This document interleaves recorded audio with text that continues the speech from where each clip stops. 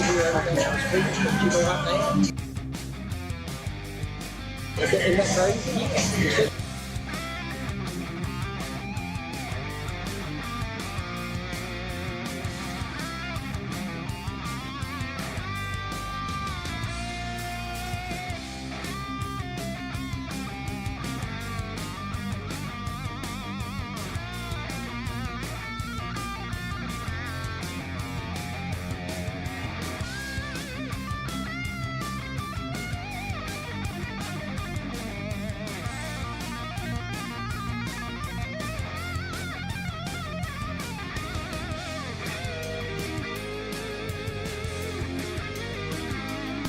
Test.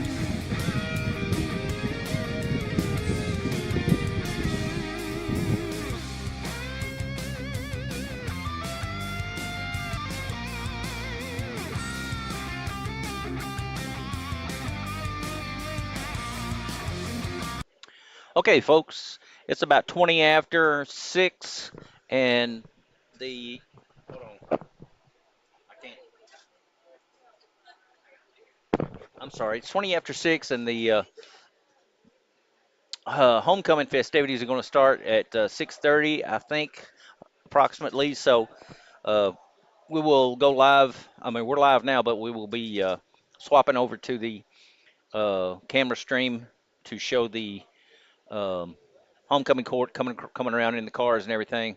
And just stand by for that, and we'll go live when we get there.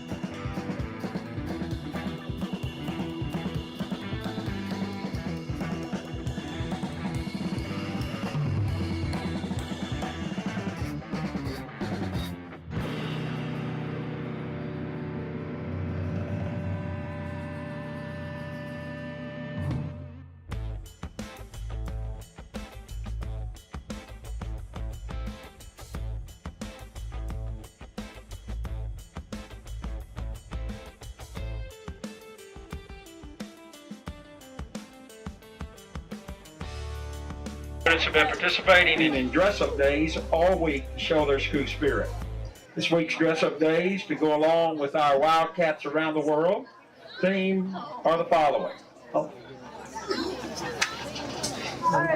Monday was Pajama Day. Dress in your favorite travel PJs. Tuesday was Decades Day. Travel to the past and dress in your favorite decade attire. Wednesday, favorite destination. Dress for your ideal vacation spot. Thursday was Field Day. Dress in your class shirt. And Friday, it's Game Day. Black and Go Day. Students have also designed a banner that goes along with their chosen theme. They are showcased at the west end of the field along the fence. Are you ready now? Yep. This time we present the WCHS Pride of the Wildcats Marching Band under the direction of Miss Maria Pulley.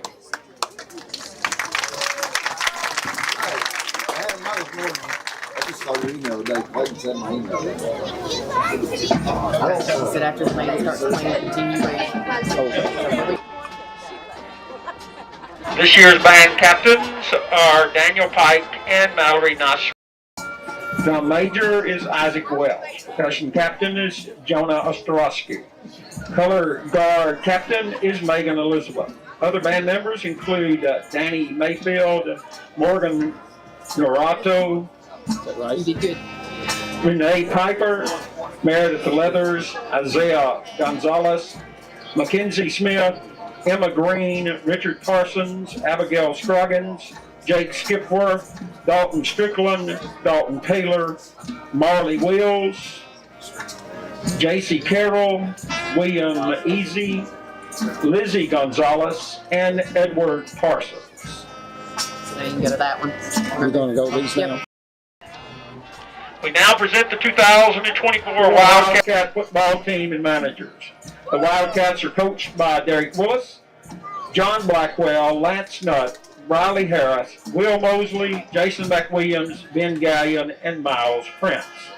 This year, freshman players: Gage Mathis, Jacob Floyd, Barrett Gallion, Caden Castleman, Avery Ball, Jackson Bryant, Ashton Odell, Caleb Duggar, Keaton Green, Camden Ray, UJ Warren, Ethan Gooch, Knox Bunch, Dalton Taylor, and Stan Allman. The sophomore players are Mason Moore, Baden Overton, Case Butler, Grayson Harris, Dalen Van Fleet, Ethan Dingus, Jaden Creasy, Taylor Staggs, Caleb Gross, Landon Smotherman, Seth Beaver, Wyatt Morris, Braylon Martin, Caden Mitchell, and Briar Hampton. The junior players are Raymond Overby, Peyton Griggs, Dane Bryant, Caden Weaver, David Allman, Lakota Hooker, Roby Brown, Casey Hunt, Preston Gooch, Hayden Horner, and Kobe Ray. The senior players are Will Robertson, Sailor Skelton, Isaac Hampton, Drew Beavis, Kevin Griggs, Kason Castleman, Ben Thompson, Christian Martin, Braden Littleton, and Baker Bryant. The managers are Andrew Nutt, Ledger Skelton, Georgia Bradley, and Sarah Miller. Yep. This time we'd like to also welcome the 2024 Wildcat cheerleaders. This year's freshman cheerleaders are Addison Davis and Katarina Keesley. The sophomore cheerleader is Ellie Hollis. The junior cheerleaders are Josie Prater, Miley Bird, Gracie Harris, Shania Harris, Hannah Shelton, Elise Skate, and Addison Beckham. The senior cheerleaders are Emma Roberson and Keaton Burns. The cheer manager is freshman Sophie Bird. Cheer sponsors are Tara Hollis and Annabeth Haggard. They're ready. Yep, she's there. And now our 2024 homecoming royalty and their escorts. You said it's Sadie, right? Sadie Van Houston. I got you. Freshman maid is Miss Sadie Van Heusen. Sadie is the daughter of Rob Seals and Jennifer Van Usen. She's been escorted by freshman Wildcat Knox Bunch, and Knox is the son of David and Tiffany Rochelle. Just hold on until the sophomore gets here and gets ready to get out. Okay.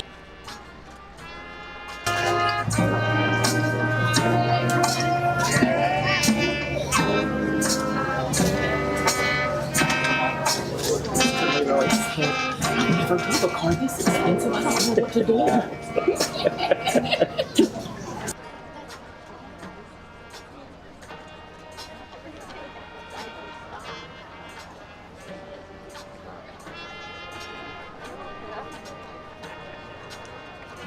Sophomore maid is Miss Caitlin Castleman. Caitlin is the daughter of April and John Castleman. She's been escorted by sophomore Wildcat Dalen Van Fleet. Dalen is the son of Chad and Amanda Van Fleet.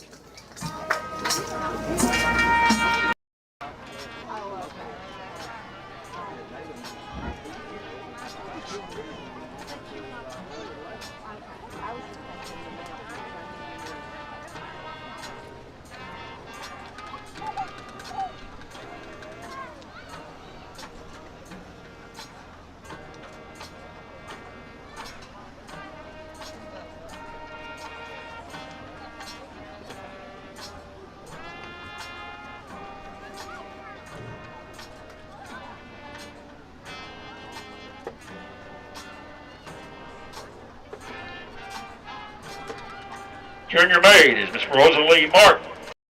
Rosalie is the daughter of Greg and Sarah Beth Martin. She's been escorted by junior Wildcat David Allman. David is the son of Dave and Janae Allman.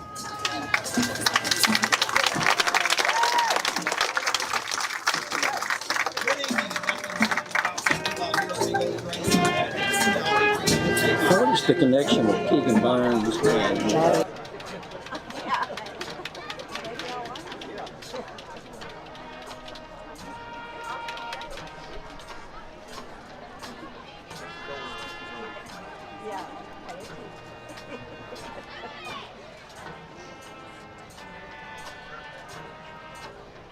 Senior maid is Miss Keegan Burns. Keegan is the daughter of Eric Burns and Brandy Kessler. She has been escorted by senior Wildcat Drew Beavis. Drew is the son of Stan and Wynette Beavis.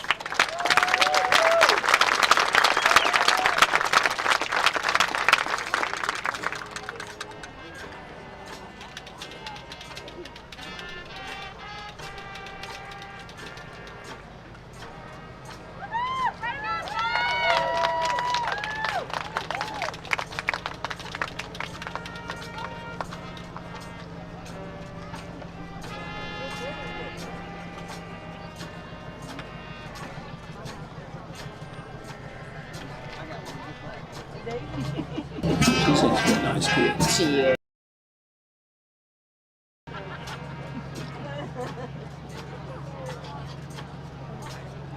Now we'd like to present our 2024 Wayne County High School Homecoming Queen, Miss Sarah Blackwell. Sarah is the daughter of John and Cassandra Blackwell. She's been escorted by senior Wildcats Will Robertson and Kaysen Castleman. Will is the son of Jeff and Tracy Robertson. Kaysen is the son of April Castleman and John Castleman. Better get crowned. They don't take.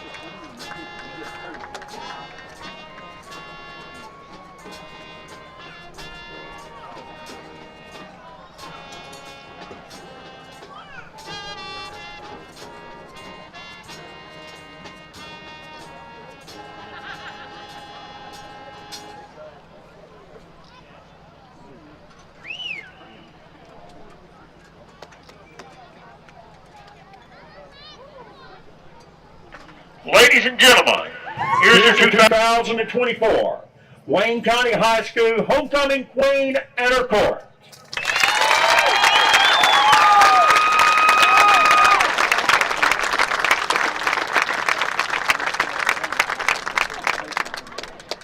If we could ask the homecoming queen and her court to move in tighter for a group picture. Make that picture.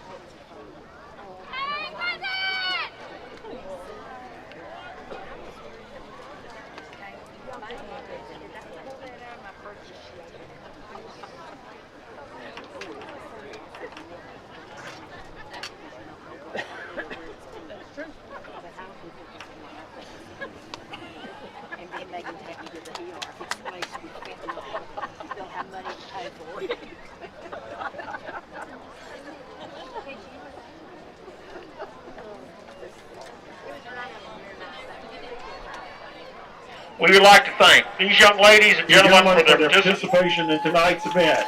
This concludes our 2024 homecoming festivities. You did awesome. I give you an A+. You know,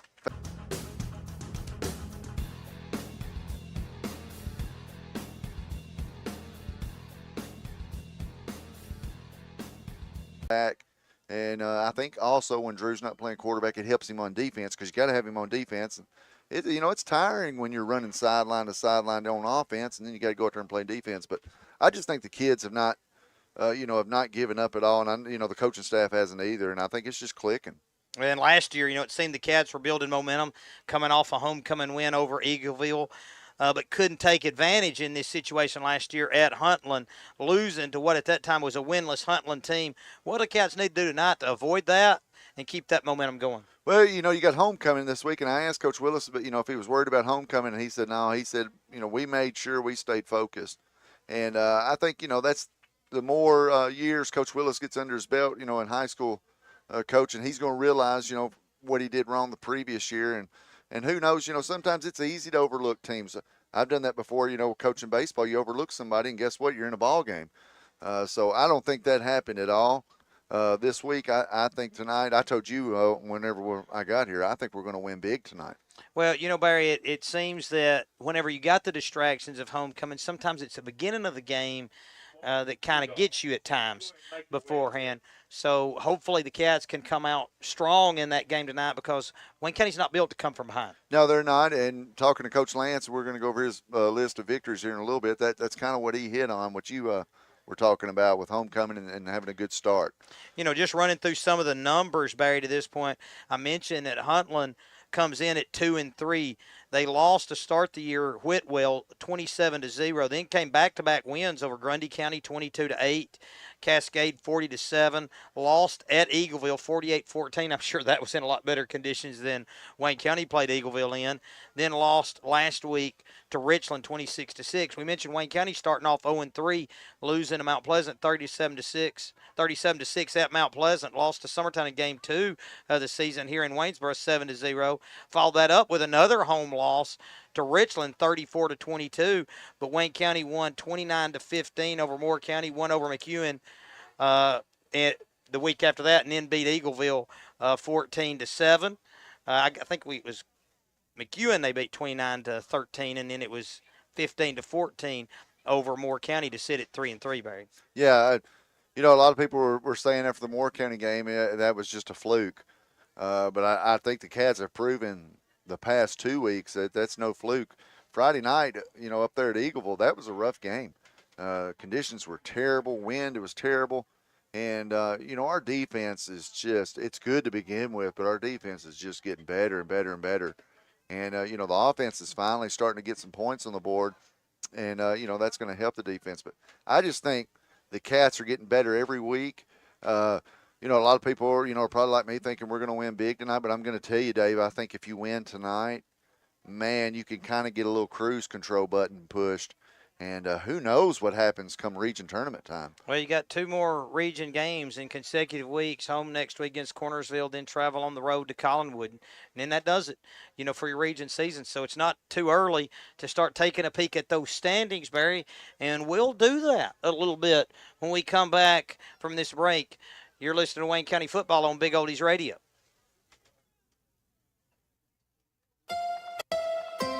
From the Tennessee Valley Weather Channel, this is your sports forecast. Fred Gossett here in the Tennessee Valley Weather Center on this Friday evening with your latest forecast update. We've had plenty of sunshine out there, but some clouds today, and we actually had a few spotty showers here and there.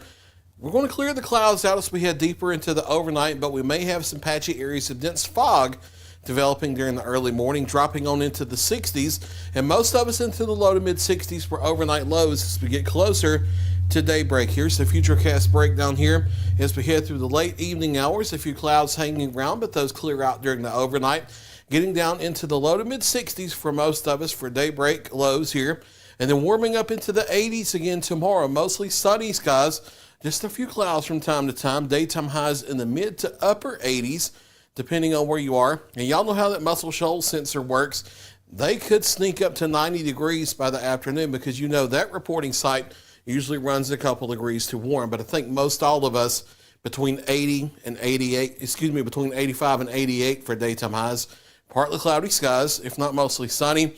A few clouds into the evening and overnight, dropping down to the lower 60s as we get toward daybreak on Sunday as well. Sunday will still be warm during the daytime hours as the front doesn't move in, but as we get toward the evening, notice the cold front off to the northwest. That moves in during the overnight. That brings our temperature changes for next week.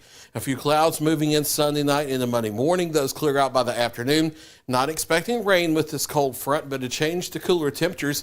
We're talking about daytime highs in the 70s next week despite sunshine. It's not going to be because of clouds and rain around. We're actually going to be mostly sunny for a large part of next week. And notice the overnight lows here once the front moves in.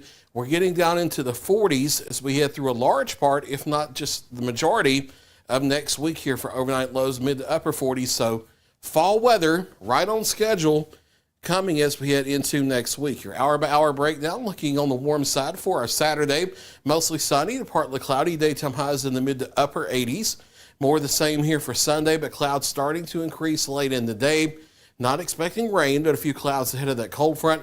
We're into the mid to upper 50s as we begin Monday morning, only getting into the mid to upper 70s by afternoon, hanging into the low to mid 70s for the rest of the week for daytime highs with overnight lows down into the mid to upper 40s. There's your latest 7-day forecast. You can always get the latest weather information by downloading the free Tennessee Valley Weather app that's available in the Apple App Store and Google Play. Big D, Dalton Strickland, Ricky Parsons, Jake Skipworth, many others in the band there. We appreciate their efforts, Barry. They played for us last night, the middle school game, too. Yeah, played for us last night. Sound real good. It's nothing like, a great sounding national anthem. And, boy, last night was a good game. Well, Barry, when I'm looking up here at the board, it's got 12 minutes and 24 seconds, and you got time to give us Coach Lance's list of victory. Yeah, talking to him before the game, Coach Lance, he said, the first thing is to start off strong, either with a stop or a score, depending on who's got the ball or who doesn't. Play fast. Second one, and the third one is, once we get the lead, just keep that gas pedal pushed. So those are it for tonight. Well, I promised the region standings we're going to get that before we hit our last break. Leading the way here in Region 5A, Richland at 3-0, 5-1 overall. Moore County 2-1, 4-2 overall. Wayne County also at 2-1, 3-3 overall. Eagleville 2-2, 3-3 overall. Cornersville 1-2, 2-4 overall. Collinwood 0-2 region play, 2-3 overall. Huntland 0-2, also 2-3 overall. And we'll be back with Emma Bryant with Coach Willis for our sideline pregame interview, as well as kickoff of tonight's game between Wayne County and Huntland. You're listening to Wildcat Football on Big Oldies Radio.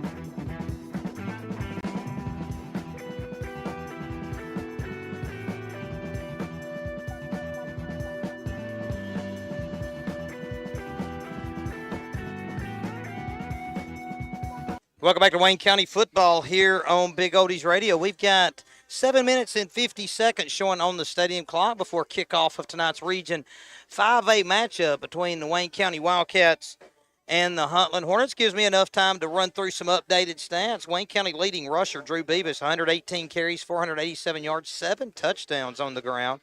Case Butler with 77 carries, 424 yards, and 2 touchdowns. Case and Castleman with 183 rushing yards. Skelton Saylor with 58. Will Robertson with 32. Through the air, it's Case Butler completing 16 to 29 pass attempts, 229 yards, a couple of touchdowns. Drew Beavis, 11. All the rain we had last week, and it was surprisingly still wet. But once we got down here in practice, the kids were focused and ready to go. So what concerns you the most in facing the Hornets tonight? Well, for one, I mean, just the distractions we've had this week. You know, we got to come out focused, got to come out with a hot start. And they're going to give you several different formations and different looks, and we got to make sure we get lined up defensively to it. All right, well, good luck to you, Coach. Back to you guys. Our thanks to Emma and our thanks to Coach Willis. Our pregame interview with the coach has been brought to you by Barnett Insurance at 102 Public Square West in Waynesboro. Or call Vic Barnett or Tony Bowling at 931-722-3031. Well, Barry, you said you got to talk to Coach Willis, and you heard his thoughts there. So what can you add? That's about it. The formations is what he's worried about. Huntland's going to run a bunch of formations, and the biggest worry you have is if you don't line up right on defense, it can hurt you. One big play can hurt you. And like you said earlier, we're not a good team playing from behind. So defense tonight, got to make sure everybody's on the same page and everybody's in the right coverage. Well, I was in the middle of doing some stats when Coach Willis arrived for the interview, so I'll get back to that. Leading receiver for Wayne County, Saylor Skelton, 178 yards and 3 scores on 8 receptions. Dalen Van Fleet, 114 yards on 6 catches. Will Robertson, 56 yards, 4 catches. Dane Bryant, 59 yards on 8 catches. Peyton Griggs with 1 catch for 10. And, Barry, one thing that's been sticking out to you, Casey Hunt, averaging 42 yards per punt this year. Yeah, co-player of the game last week, way overdue, like we said. Man, what a weapon you have right there. When you can flip the field, you can't ask for any more than what he's done. And what a special weapon. A lot of people think, punter's a special weapon. Yes, it sure is. If you got a guy that can kick, pin teams down way inside their own territory, I mean, it's a huge weapon to have, and he's just been doing really well this year punting. Well, Barry, we went to Huntland last year, never an easy place to play with that long trip. Or broadcast. And, yeah, you were sitting outside trying to broadcast last year, given the situation. I was inside a booth. You were outside a booth. But I remember that game didn't go the Cats' way, and you were a bit frustrated. Hopefully the Cats can avoid that tonight. Yeah, it was kind of like the situation tonight where you're sitting there thinking, we're fixing to get a big win. We're going to blow them out. And we just came out there and just didn't play good. Just call it what it is. Didn't play good at all. And, it's frustrating. My blood's black and gold. So when we don't play good, it hurts. But look at this crowd. Homecoming tonight, Barry. And the spirit line stretched for 20-plus yards here down to our right as the Cats gather in the right end zone. Some trouble with the inflatable helmet. I noticed our buddy Reuben Bryant trying to get that situated earlier to no avail, as the Cats have to go conventionally as they run through tonight. Well, it's getting close to my favorite time of year, which is Christmas, and at least he didn't do a National Lampoons and start kicking the helmet and tearing it up like they did the Santa Claus and the reindeer in the movie. Well, not deer season. It's not your favorite time of year then, Christmas. Well, deer season's close, and congratulations on that buck you got last week, man. Sure. Drew Beavis, Saylor Skelton, Ben Thompson, Case and Castleman, the captains for Wayne County, as Wayne County's in the home black with the white numerals.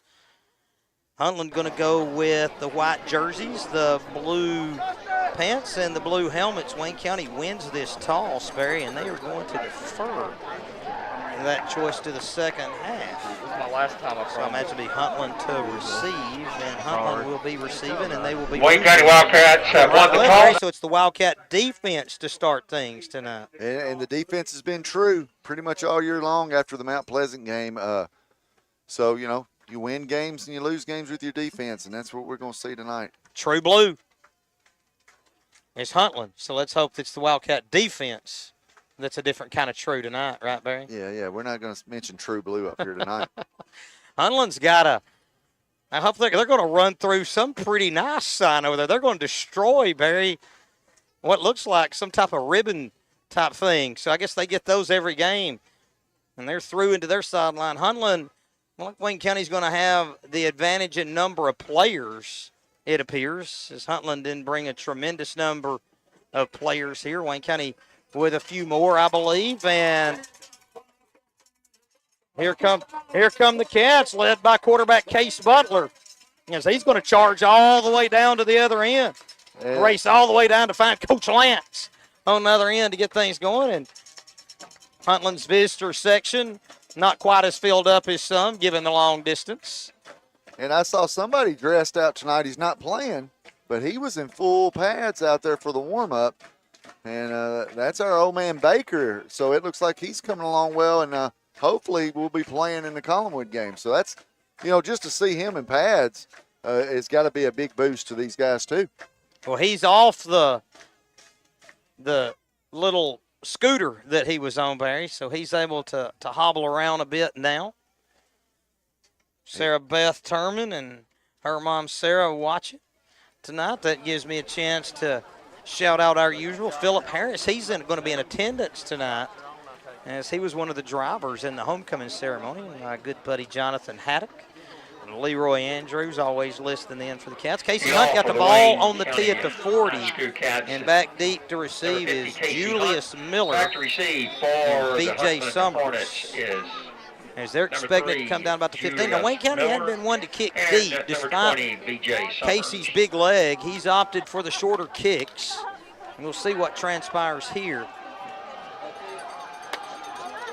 And this one's booted down the far left, or down our sideline. Fair catch called for there by Bryant Mooney. Thank goodness he did that. 23. Yeah, called a fair catch. Nobody within 30 yards of him. But he was going backwards, and so he might not have known that. The guy coming up did. That's a heck of a kick. So we'll take it. That's a good result for the Cats. So the Huntland 1st and 10, ball on the left hash. Kermit Reed, the head coach for Huntland. If you remember last year, he got injured, Barry, in that game. I do remember that. Yeah. He took a nasty hit. Under center, Huntland to start off with two wings, one back behind the quarterback. Send one in motion. There's the handoff going right. Big hole off the right side. It closed quickly as Bryant and gang able to make the stop at about the 27, a gain of 5. Yeah, like you said, there was a big hole right there at the very beginning. He kind of got through there. Give them a credit right there. Big first down for them with a 5-yard run. Got to stay low up there on that defensive line. Jed Ashley, the running back there, is the quarterback under center and two wings. One receiver split out wide to the right. Going to throw this time, swinging it out the right. It's caught in the flats and dragging away for a first down, trying to get through Robertson. Was the receiver Ellis Stewart. So a couple of plays, and it's going to be just shy of a first down. They're going to say Robertson got him on the ground at the 32. It's going to be 3rd and 1. Yeah, kind of surprising right there after the big, 5-yard run to open up the game. Snapped the ball and threw it out there wide. So they're going to throw a bunch at you. We just got to be ready and prepared. Ball near the right hash. Opening possession of the game. 11:04. Clock moves. Here in the first quarter, under center now. Two backs in the backfield. Two receivers to the left. They're going to give back through and off the left side, and for a first down goes Jed Ashley. And that'll move the sticks. And thank goodness we tripped him up. There was another hole right there for him. Somebody got a hand on the leg and tripped him up. Well, if you'll remember, Barry, that Huntland got off to a quick start last year, and Wayne County couldn't ever recover. So hopefully the Cats can avoid that this year. Cats going with the 3-down lineman. Littleton. Now they'll shift and bring a little bit of pressure off the right side in the form of Drew Beavis. There's the give off the right side, and through is Miller. And Miller off the right side and down the far sideline. He's inside the 30 and pushed out of bounds. Finally, as he burst through a hole and took it for big yards. Actually, that was Ashley on the carry. Big yards. Kind of a small running back. It's kind of hard to see behind that line of scrimmage. I thought we kind of had him hemmed up. And he just shot out to the outside and took off. Ball down inside the 20. Not so good for the defense. Start we wanted. Or maybe it's just touching the 20. 1st and 10.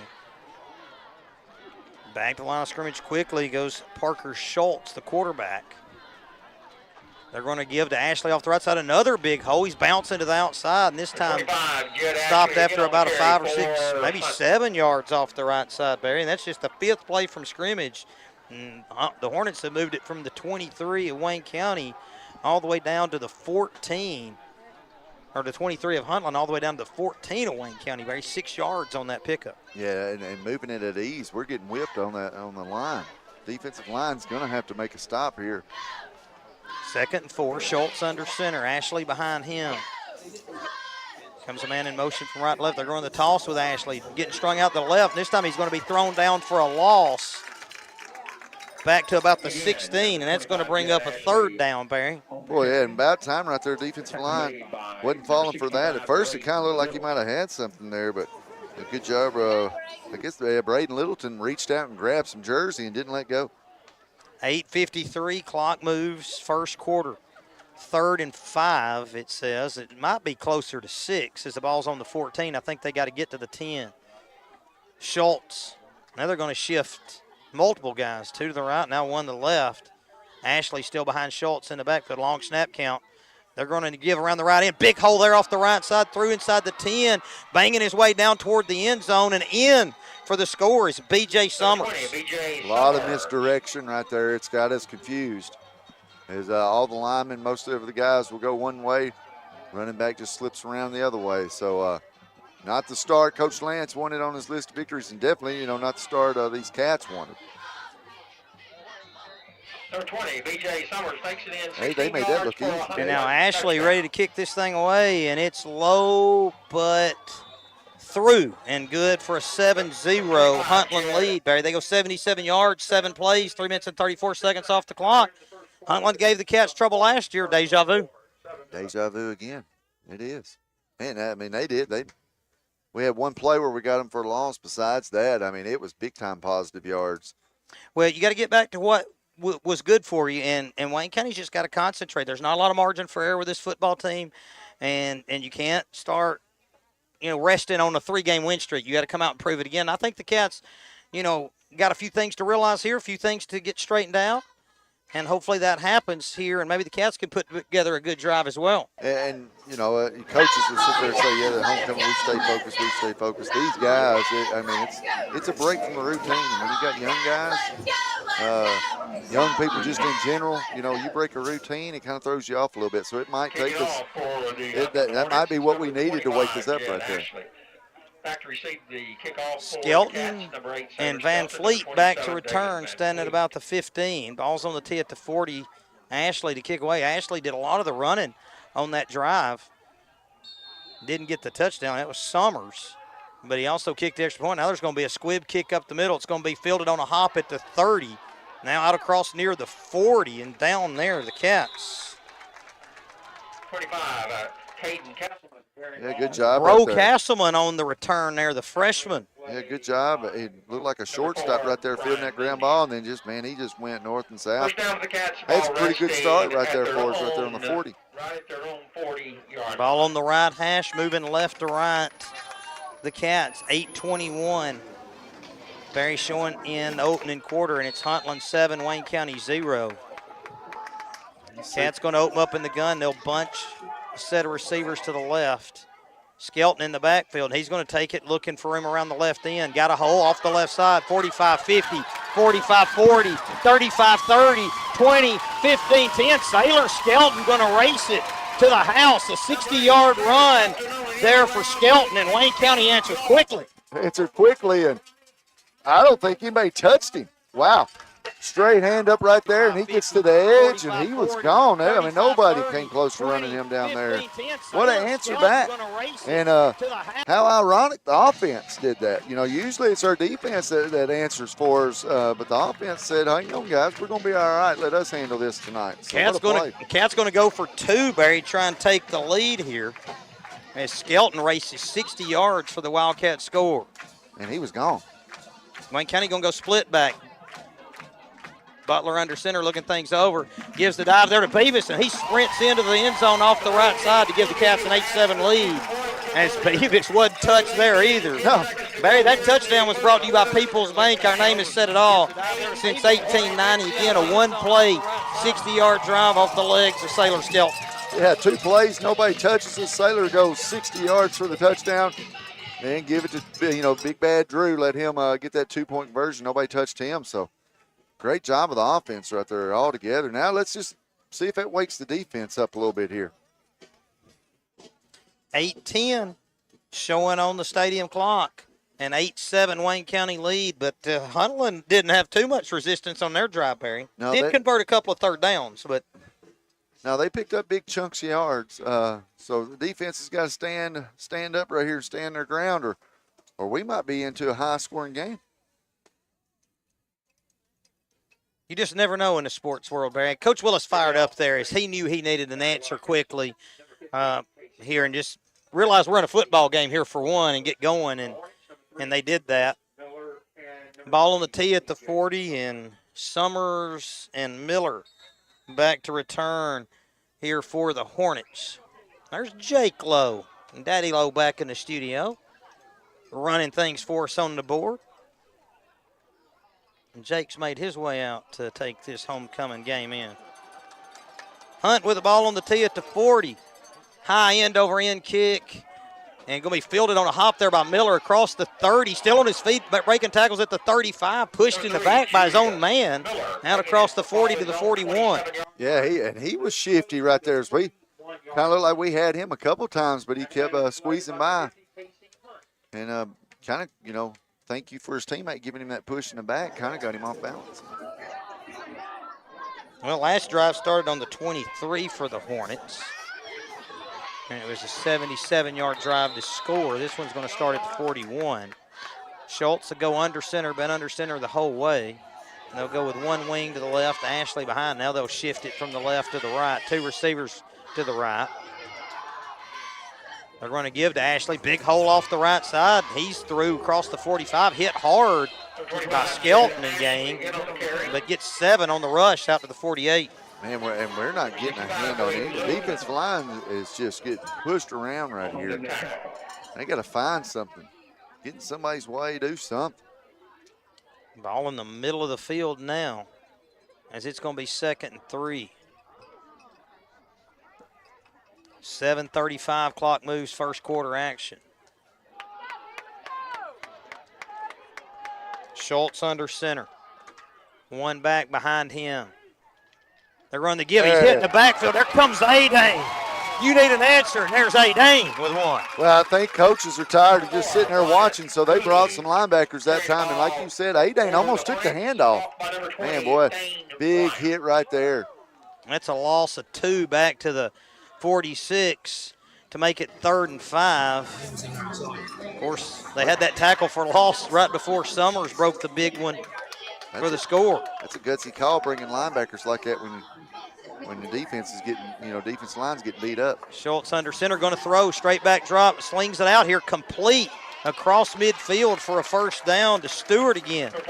So he's hooked up with Stewart for 2 completions, and that one just enough for the first down to the Wildcat 48. Yeah, he's getting rid of the football quick, and there's no dropping back and waiting. He's doing about a 3-step drop, and then he's getting rid of the football.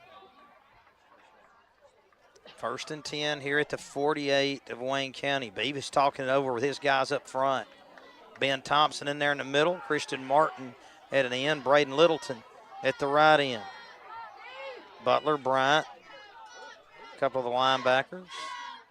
They run the give. Summers looking for him off the right side. Cuts it back to the middle. Now darts the outside to the 40. To the 30, to the 25, pushed from behind by Skelton, and he'll find the turf at about the 17-yard line. He's small running back, but he sure is fast. He gets loose. He's going to be hard to catch. Maybe it needs to start raining, Barry. Yeah. Wayne County's played pretty good in the rain. I don't think there's any in the forecast. No rain in the forecast. 6:06, clock moves. First quarter action, Huntland on the move again. 1st and 10 at the Wildcat 17. Schultz under center, one back. That's Mooney. Long snap count, they give to Mooney. Mooney going to find a hole, now reverse field And he's going to get dropped after a short gain there. Martin and Butler team up on the tackle. Had to go for 1 to the 16. And that's a really good play by the defense there on first down. When you give up 5 or 6 yards on first down, man, it just makes it so easier on play calling, all the above. So good job right there with the Cats. Big stop on first down. Why is the clock stopped? Now we start it back. Okay, 5:40 here, and the clock continues to move in the first quarter. Schultz under center. Mooney in the backfield. 2 wings, 1 receiver right. They give it to Summers, and Summers darts off the right side through a hole, bounces to the outside, now stacked up near the 10. It's going to bring up third down. Tell you, he's hard to see when he gets in the middle of a bunch of guys. It's not a real big running back. That's difficult, especially for those linebackers trying to look over the line. Well, Barry, where is that ball? The 11? 12? 12, I believe. Okay, so it's going to be third and about 4 or 5. You're 2 down territory here, so. Schultz motions Stewart in. And so he's just going to go from the right all the way to the left. Under center, and they're going to fake and looking to throw into the end zone, or pass broken up there by Butler. I thought he was going long, but he went underneath. And Butler saw it the whole way and batted away, and that's going to be a 4th down. Yeah, trying to catch us, biting a little bit, see if they could sneak somebody behind us. But good job of Butler there, staying with his coverage and knocking that pass down. And Barry, that looks like about the 12, so that would make it 4th and 5. Got to get to the 7 for a first down. Let's go, guys. The crowd's starting to pick up, get a little loud here. Let's go, Davis. Captain K-Man leading his troops down there, trying to get the defense to rise up and make a play. Schultz under center, Mooney behind him. Straight back drop, now rolling right. Got him. Ryan's got him and going to make the stop. He tried to put a move on Dane, and Dane said no, sir, and makes the stop, and the Hornets will turn it over on down. Well, another good call right there, bringing the linebacker there on that left side. He shoots through there, like you said, quarterback tries to make a move on him. Man, now you're not getting away from him. So great job of the defense there. Big stop, big turnover, and let this offense work again. All right, Wayne County with a big stop there. It wasn't easy as the Hornets moved it from the 41 all the way down to the 15. Kind of surprised me they threw it there. Well, 4th and 5, I kind of felt like they might, but they've been successful on most. Out of the gun, there's the give. Beavis cut down, trying to get back the line of scrimmage. He might have got 1 out to the 16. They bring up 2nd long. Yes, Huntland brought their linebacker. So defenses might be saying, we're not going to sit back and read. We're fixing to just go make something happen on both sides, both teams. Well, Wayne County only had the ball for 16 seconds prior to that carry by Beavis, as Huntland had it the rest of the time, and we're at 4:12 here in the first quarter. Butler in the gun, Beavis to his left. Dane up in the blocking back position. There gives fake on the give to Beavis, and Butler going to get swarmed back at the 14. Huntland's everywhere, Barry. Huntland's everywhere. They're winning the line of scrimmage, and you talk to anybody that knows anything about football, you win the line of scrimmage, you put yourself in a big opportunity to win a game. So we got to take the line of scrimmage back. 3rd and 11. And a passing situation on all likelihood here for the Cats. Wayne County not afraid to go for it on 4th and down really from anywhere. But this is way back there. You have to get some yards, definitely. 3:27 clock moves first quarter. Beavis in the gun. Skelton split out wide right, 2 to the left. Butler going to roll the pocket left, looking to throw, swings it out there, caught by Robertson, and he's got a first down there along the far sidelines before he's being spun down out near the 30-yard line. Yeah, good route by Robertson, even better throw by Butler. Moving to his left right there, threw it on the run, threw a dart. So big play by the Cats, big first down. Yeah, what a play there. Normally it's Skelton through the air, and now we got a sideline warning on Wayne County. Yeah, that just means you celebrate. Well, that means you can't do it again the rest of the game, or you'll get 15. Ball at the 31, 1st and 10. Big first down there for the Cats as the defense had kind of struggled. They're the recent standard anyway, and so good to pick up that first down and keep this offense out on the field. Good job using the bigger side of the field there, too, rolling everybody that way. Butler in the gun. There's the give to Beavis. Beavis looking for some blocks around the right end. Now cuts it up through a hole and then drop from behind. He crosses the 35 out to the 37. A good gain, though. Bring up second down. Yeah, good gain. Huntland did their best to keep stringing him out, but Drew did a good job of just staying there with his blockers, waiting for his blockers to cut up, and then got what he could. 2nd and 4. 2:25. Clock moves first quarter.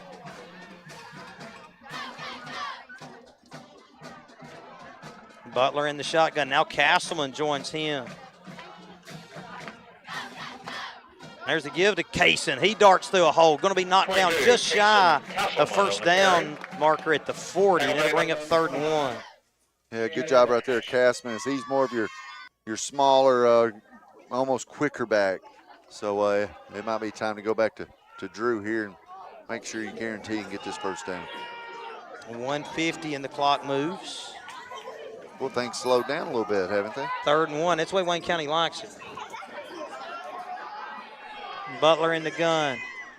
There's the give to Beavis. He's got the first down and more. Running through guys out across the 45 and just across midfield into Huntland territory to 49. Yeah, he gets to that level. Those secondary guys, you pretty much see him licking his lips.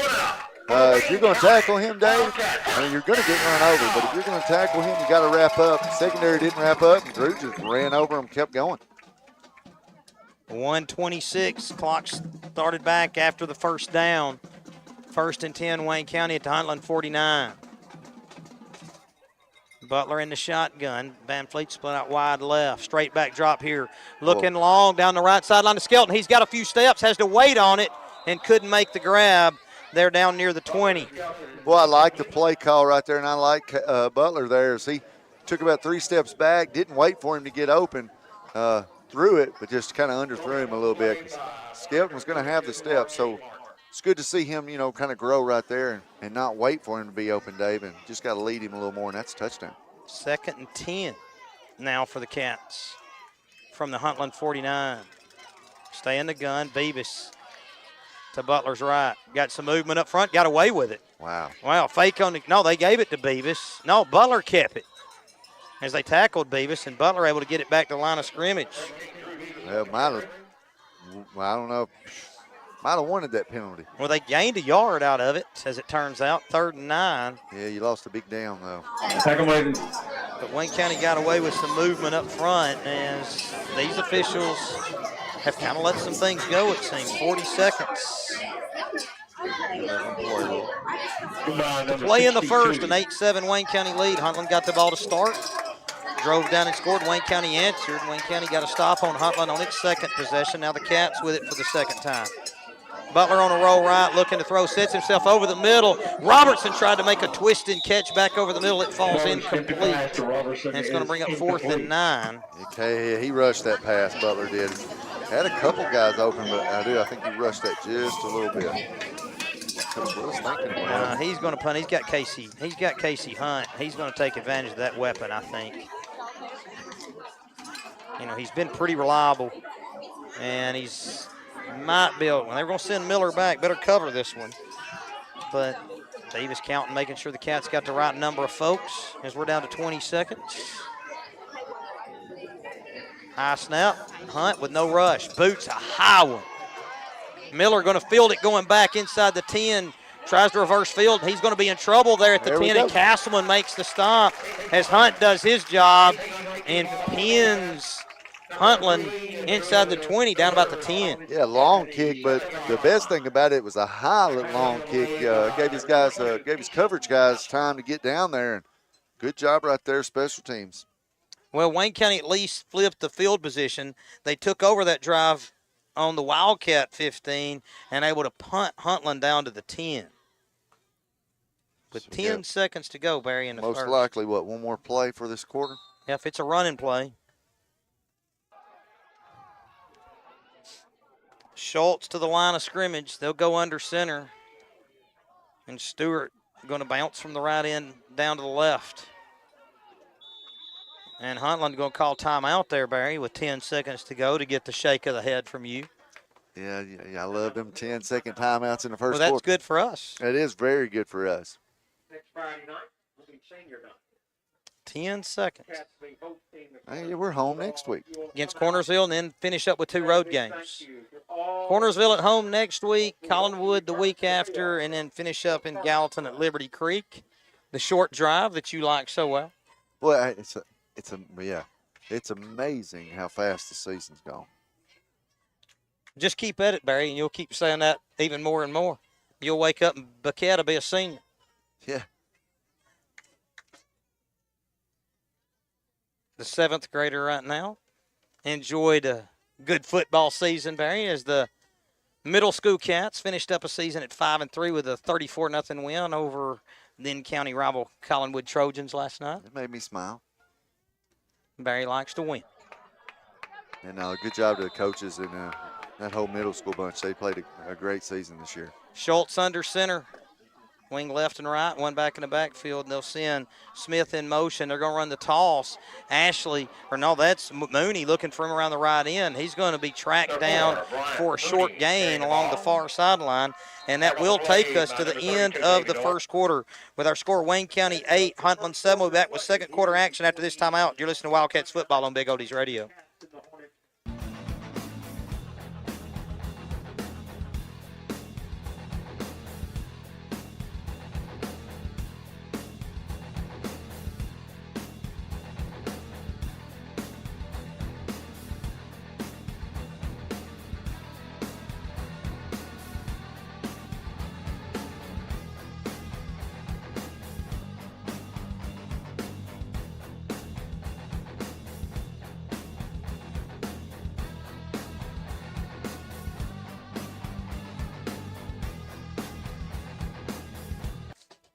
Welcome back to Wildcat football here on Big Oldies Radio. We're at the start of the second quarter.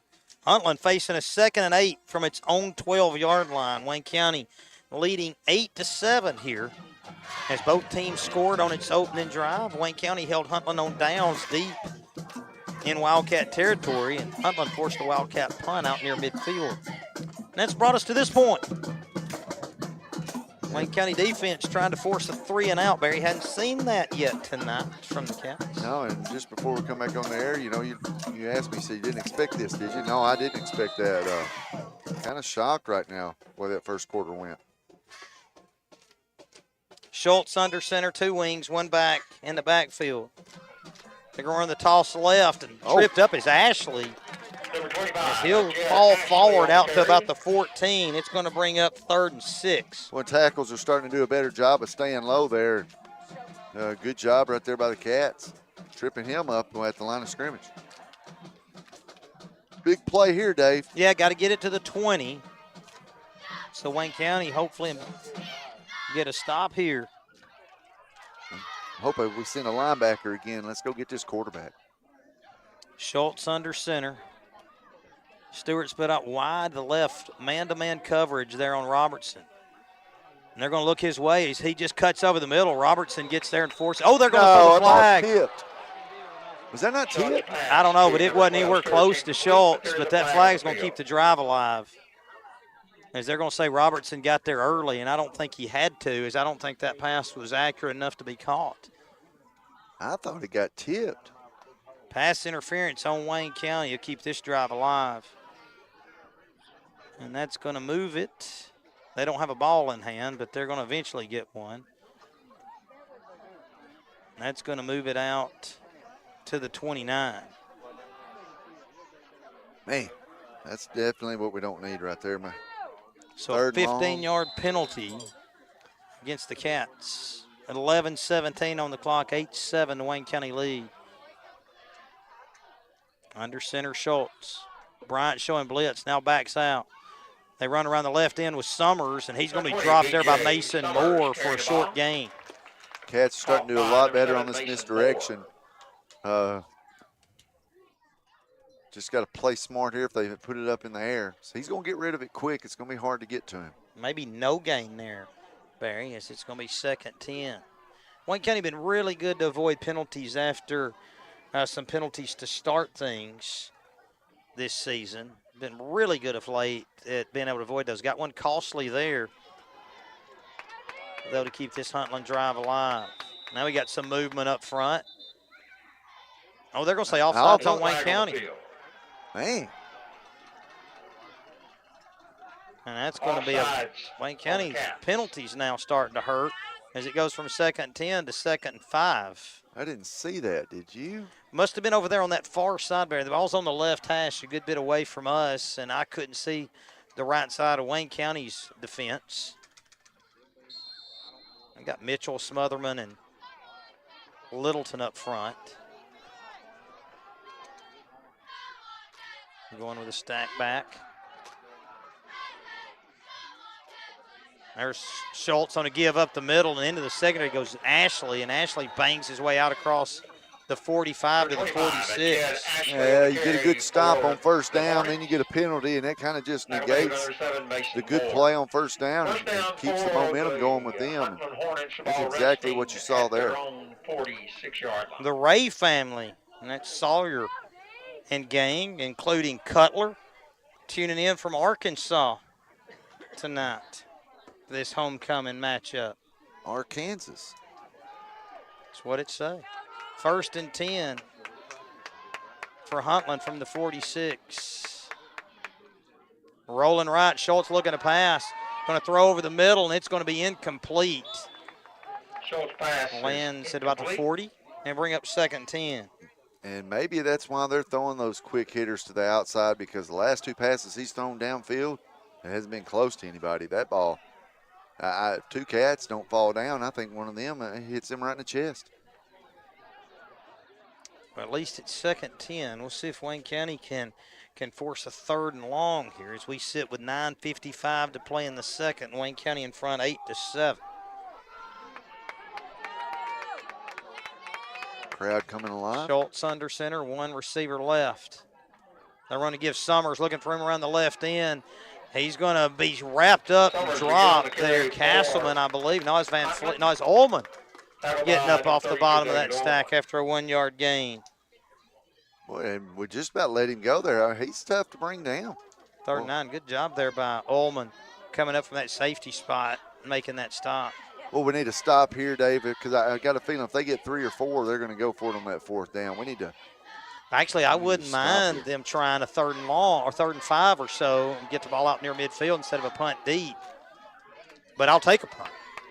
Straight back drop for Schultz, looking to throw. It's going to be caught, and that one's going to be close to 1st down as Robertson drives him back. Let's see where the progress gives. You got your wish, Dave. They're going to give the progress to the 46. Well, I didn't say 4th and 2. And that's what it's going to be. But I do like Wayne County's opportunity here to get good field position. Come on, defense. Let's go. 8:56. Got to get to the 44. Coach Lance coaching up his defensive squad. He's telling guys don't jump. Hey, this is one of these tough ones right here where you want to get off the ball fast, but you can't jump. 4th and 2. They're off the left hash. 2 receivers right. Wayne County showing blitz. Now backing up as Huntland goes with a long snap count. Schultz still trying to draw him off sides. Now they're going to run the give. Looking for plenty of room there for Ashley as he goes airborne and gets dropped by Robertson at the 41. Yeah, plenty of room. He got about 7 yards downfield before he was touched. So, good call right there and a good play by Huntland. 1st and 10 for the Hornets from the Wildcat 41. Huntland been just dangerous enough through the air to bring up the 4th and short. 1st and 10 for the Hornets from the Wildcat 41. Under center, Schultz. The deep back, Ashley. Fake, looking to throw, looking long down the left side, and it's going to be batted away there by Robertson as he undercut the route. Now we got a flag here in the Huntland backfield. What a play, though, right there. Let's see what this flag is, Barry. It's holding, it appears. Well, you're definitely going to take that, move them back. But what a play.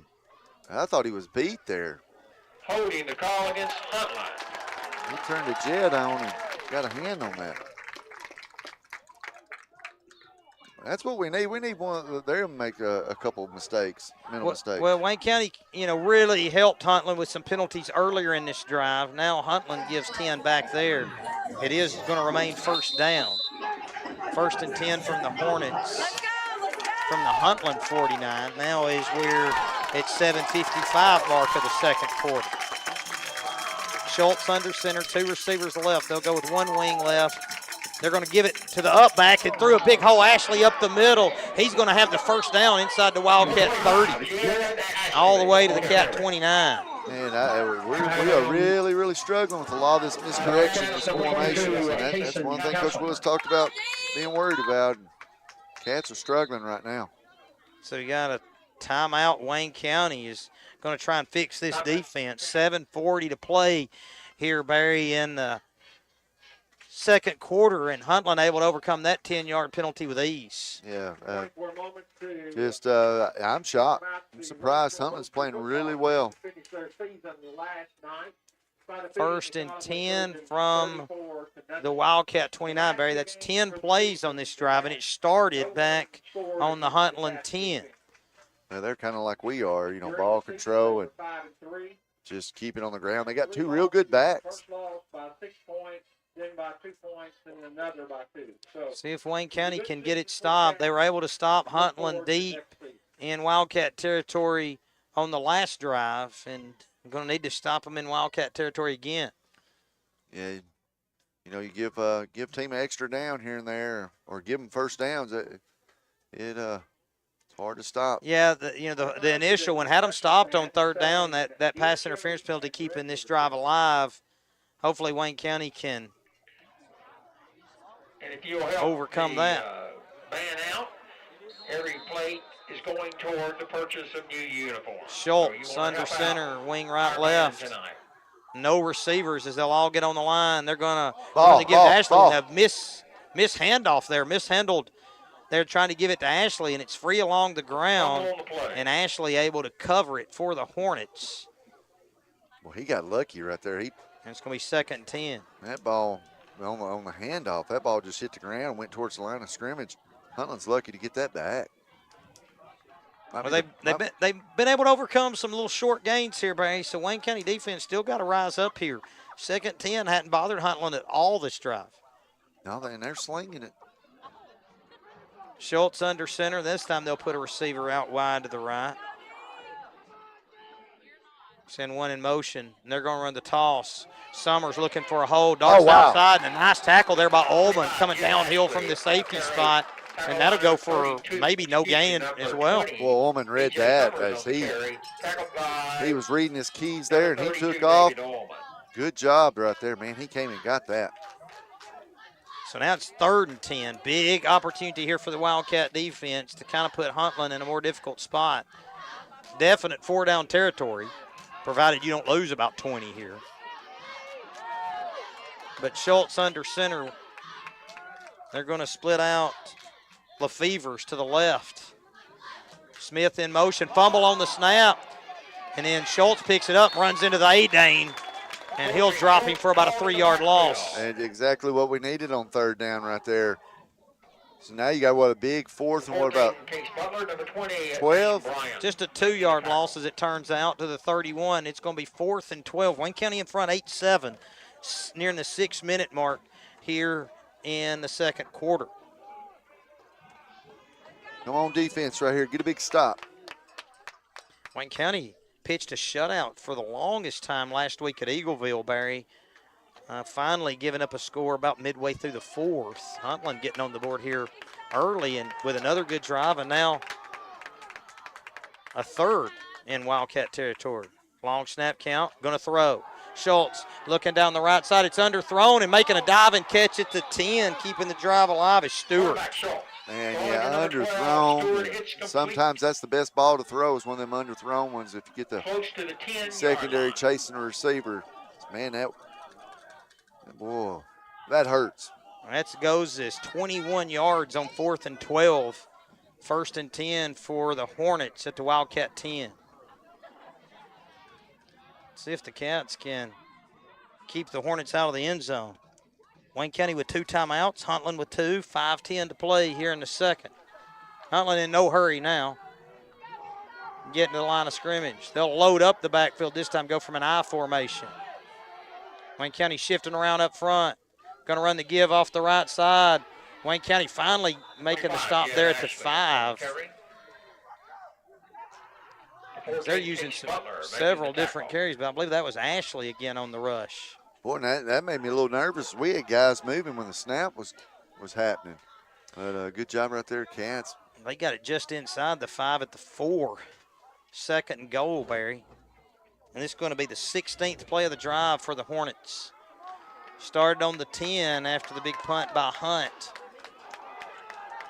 And they're going to stay in the I. Wayne County going to have to tighten up here at the 4.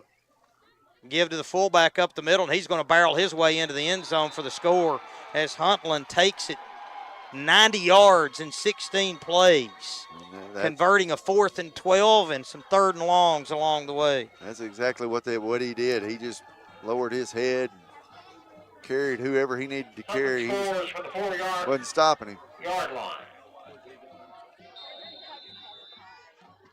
I think everybody's a little shell-shocked right now. Ball. Touchdown was number 62. The try for 2 here is it's now 12-8. Huntland, they're going to stay in this I formation as Wayne County hadn't had an answer yet. They're going to give to the fullback again, and he's going to get tackled in the end zone for a 2-point conversion. So it's 14-8. We just don't have an answer so far. 28 seconds to go here in the second quarter. Huntland's kind of doing a little bit of everything. Got our defense on our heels. Baxter on the touchdown and the 2-point conversion. As they've given Wayne County a lot of different formations, and Wayne County hadn't had an answer defensively. Hopefully the Cats can get it figured out for the second half, but right now it's a Hornet lead, 14-8. Barry, just 4:28 to play. Wayne County with 2 timeouts. We'll see if the Cats can get good field position off this kick. Castleman Bro, not his older brother Kaysen, able to field it at the 30 and get a 10-yard return last time. The interior line, we're just getting beat there. We're getting beat bad right now. Well, and Huntland, not just there. They're able to get it on the edges to the passes. Barry, they've been able to do it multitude of ways. 4th and 12, able to throw a pass down to the 10. Gave the Cats trouble last year, giving the Cats trouble this year. And then, some teams just don't match up well. That's really what we're seeing right here. Ball on the tee at the 40. Skelton and Van Fleet back to return. This one's going to be squibbed off the left side. It's going to be fielded at the 30 there and making a man miss at the 35 and diving out across the 40. As the Cats. See if the Cat offense can get going. That was Ullman on that return, and Wayne County with pretty good field position for this drive. Yeah, 4.5 minutes, got pretty good field position right here. Be nice to come down here and score. We had to be super nice. David Ullman. Before the half right here, tie this back up. Wayne County will be getting the ball to start the second half. Ball's on the right hash at the 41. 4:24 showing on the stadium clock. Butler in the gun. They'll split 2 receivers to the wide side to the left. There's a give to Beavis, breaking a tackle at the line, and then falling forward out to the 44. Gain of maybe 3, maybe 2. Looks like they're going to put it to 43, so bring up 2nd and 8. Yeah, and if he doesn't break that tackle, he doesn't gain a yard. There's second effort, got that. Castleman going to check in for Beavis. Homecoming night tonight for the Cats. And the Cats in a bind here late in the first half. Butler in the gun, 2 receivers to the left. Butler rolling left, trying to force Wayne County to pass. Case just going to put it down and try and scramble. Going to try and throw it at the end. He's going to be dragged down for no gain, and now it's going to be 3rd and 8. Yeah, I bet McKay wishes he had that back. He had a guy open there for just a second. I don't think he had room or couldn't slow down to kind of get plant his feet and throw it. It's in a big 3rd down right here. 3rd and 8, 3:20. If you don't get this, Huntland's going to get it back. And the Hornets been able to move it through the air, Barry. Butler in the gun. 2 receivers right. Fake going to give Butler on a keep. He's in trouble, and he's going to go down. Huntland had that one ready, and Wayne County going to face 4th and long and have to punt. Yeah, Butler didn't read that at all. Beavis had all kinds of green in front of him to run that ball. And it's going to happen. Just Just not a good read right there from Butler. Coming in punt for the Cats. You know, Coach Willis has a lot of guts. I don't know if they'll fake this one like we've seen at times. He's in the formation. He is. They're not going to. Hunt going to boot it away. Angles it, and that one's going to be a lot shorter. It lands at the 40 and rolls out of bounds near the 30. So Huntland, Wayne County drive stalls out. Wayne County goes a -1 on that drive, Barry. Yeah, not a great drive right there. Not a good answer to come back from the score from Huntland. Now you are going to have to rely on this defense to keep this, keep this at a one-score game going into halftime. Where'd they spot that? The 32? Looks like the 32. 1st and 10 for the Hornets from the 32. Ball on the left hash, 2:25 showing on the stadium clock. I think we'll see what they're thinking right here on this first play if they drop back. Wayne County going to stay man-to-man out here with Skelton as they've got a receiver split out wide to the right. Stewart's been the main target to throw to. They're going to go under center. They're going back to their two-wing formation there with the back in the backfield. They give it to Summers for room off the left side. He's far down the sidelines, inside the 50, inside the 40. Bryant dives and makes a shoestring tackle to save a touchdown. As Summers moves it all the way inside the Wildcat 20. I thought he was gone right there. If he doesn't get him by the shoestring, he is gone. Wow, what a play for Huntland. 1st and 10 for the Hornets at the Wildcat 18. Huge run for them. Boy, Cats are in trouble right here. Still plenty of time, 2:15. If they'll ever start the clock back. I guess he went out of bounds. No, they finally started back. Okay, under center, Schultz. Here's the give. Miller in trouble in the backfield, making people miss, then gives up ground and runs right into the arms of Bryant. He'll be dropped back near the 20. Yeah, we're just missing some tackles here and there. And thank goodness that didn't hurt us.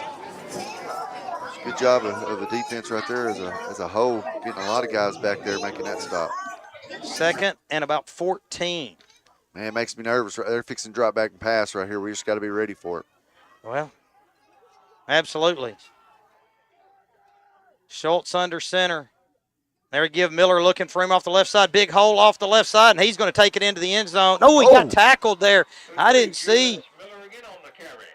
Will Robertson saving a touchdown there, making the stop at the 5. I didn't see Will. No, I thought he was going to walk into the end zone, and about that time he went flying out of bounds. So, I bet we see the I formation here. 1:26 to play before the half. And the power series there from Huntland was able to get good yardage last time. I got a Here feeling it comes. you're right.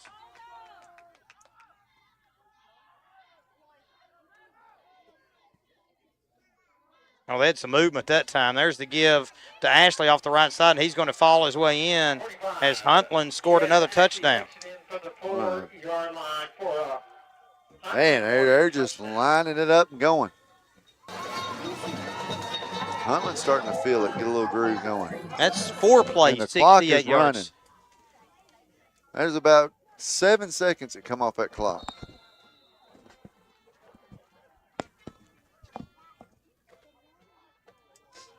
Two-point conversion attempt here for the Hornets. Schultz under center. Oh, they got a fumble on the play, and it's going to be covered back outside the 10. That'll keep the score 21-8.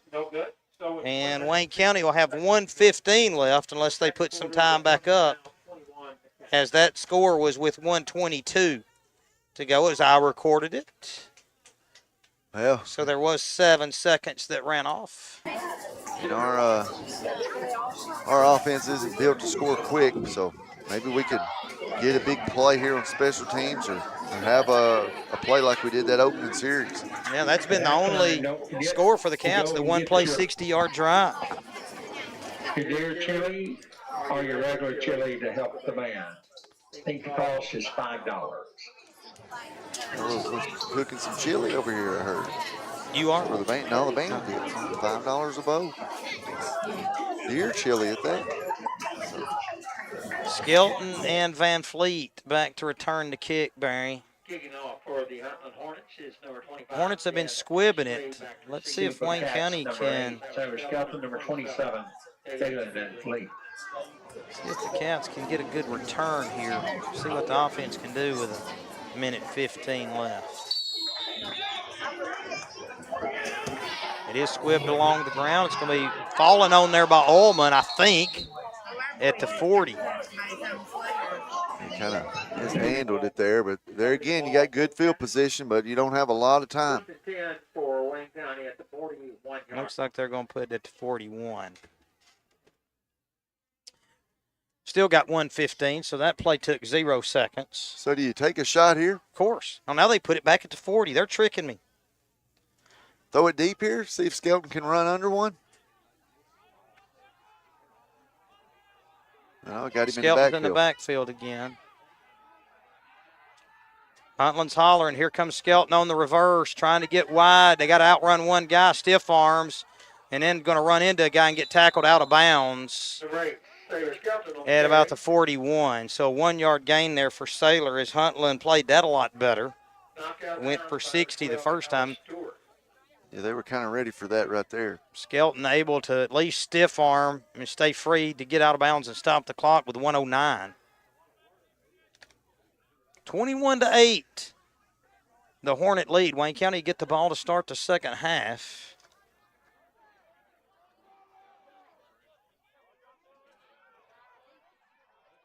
Butler in the shotgun. Beavis to his right. Beavis a motion out, and they'll go empty.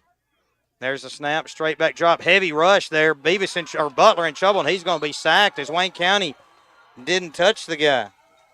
Didn't touch the guy. They didn't blitz. We just didn't block anybody there. Butler on the carry, caught by number 62. And now you got to think about just letting that clock run.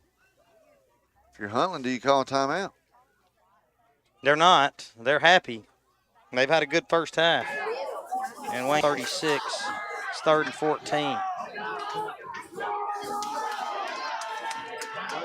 Skelton at tight end here. Now motion Beavis out. Straight back drop. Butler looking long, throwing deep, looking for Skelton, and it's going to be nearly intercepted there by Summers. That'll stop the clock with 18 seconds to go. And that'll bring out the punting team again. Not a bad call there. Maybe you hit Saylor there and get something big. Not a bad call with the time running out. You just got to have a good coverage right here on your punt.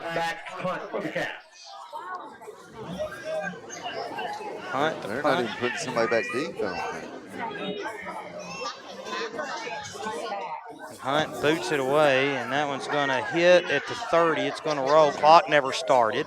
And so still have 18 seconds as it goes dead at the 25. Got some clock issues going on right now. That was a good eight or 9 seconds right there.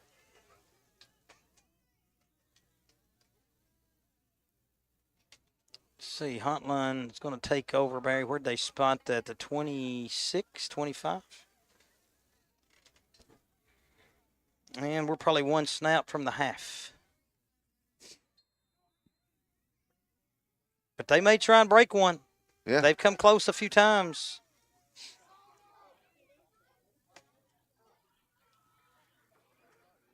They're going to give. Here's Miller free off the right side and holding on is Butler and making the stop at about the 34.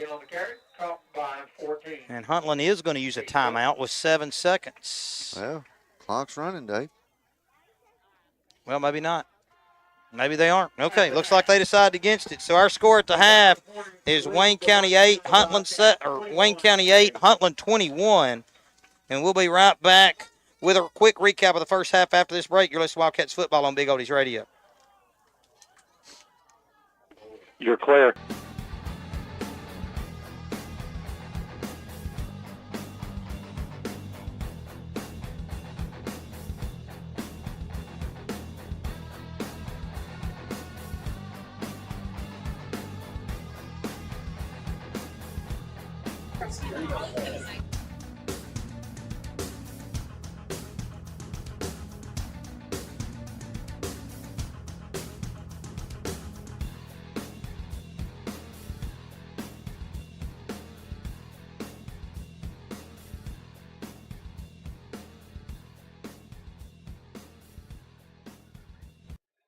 Okay, folks, we have the halftime show coming up here. Oh, Well, Miller's 3 carries for 18 yards, but sorry. Summers has got 7 for 96 and Ashley 12 for 109. It's been rough, but they've completed.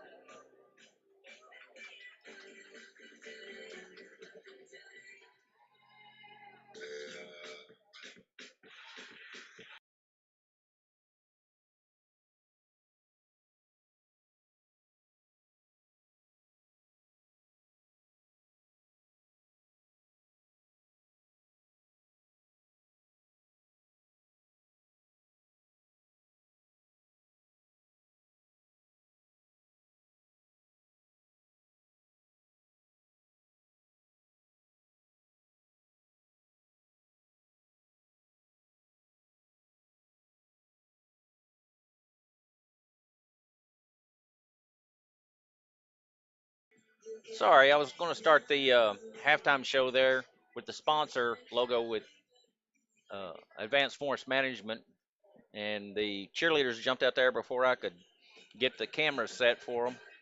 And of course, I cannot show the listen to the music because of copyright reasons. But let's enjoy the routine of the cheerleaders.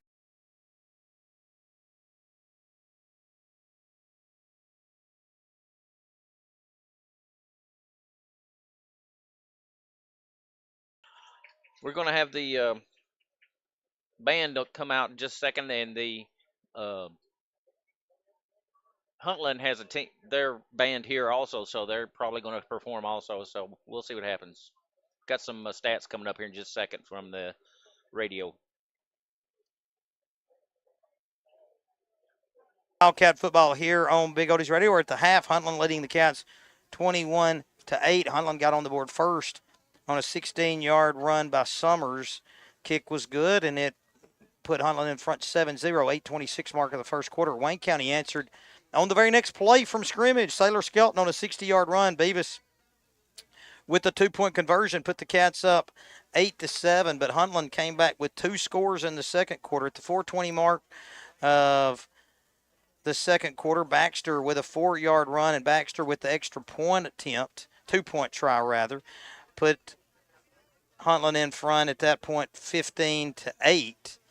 And then the last score coming on a run by Jed Ashley of 5 yards, try for 2, no good, and that arrived our score at 21-8 here at the half. Leading the way for the Cats, rushing Sailor Skelton with 2 carries for 61, Drew Beavis with 5 carries for 24. Butler been sacked a time or two with 5 carries for a -8. Kason Kausman 1 carry for 3 through the air. Butler just 1 of 4 for 14 yards to Robertson.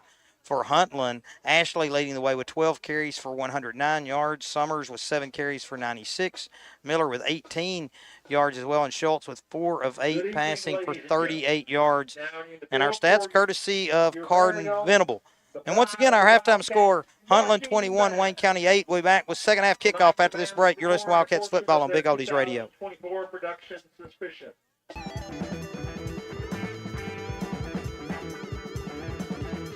Band captains are Daniel Pike and Mallory Notsky.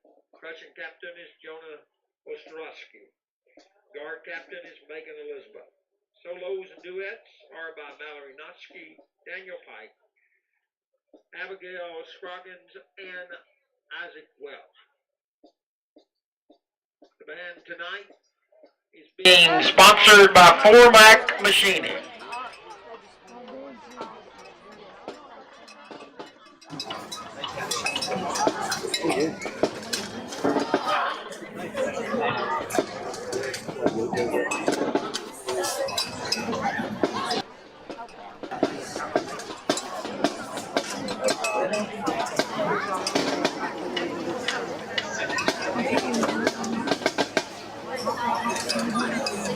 Drum Major Welch, is your band ready?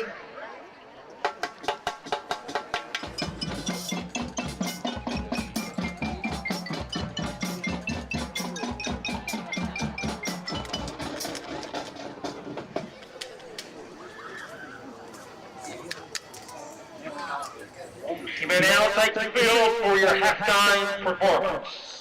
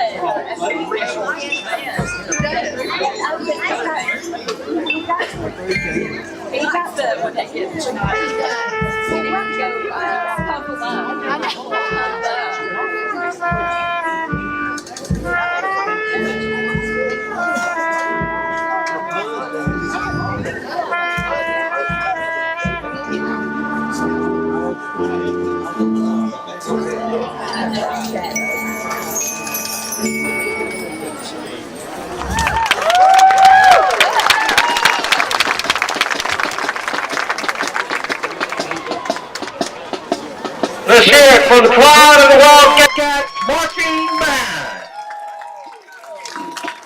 Now go buy some good chili or some regular chili and support the band getting new uniforms.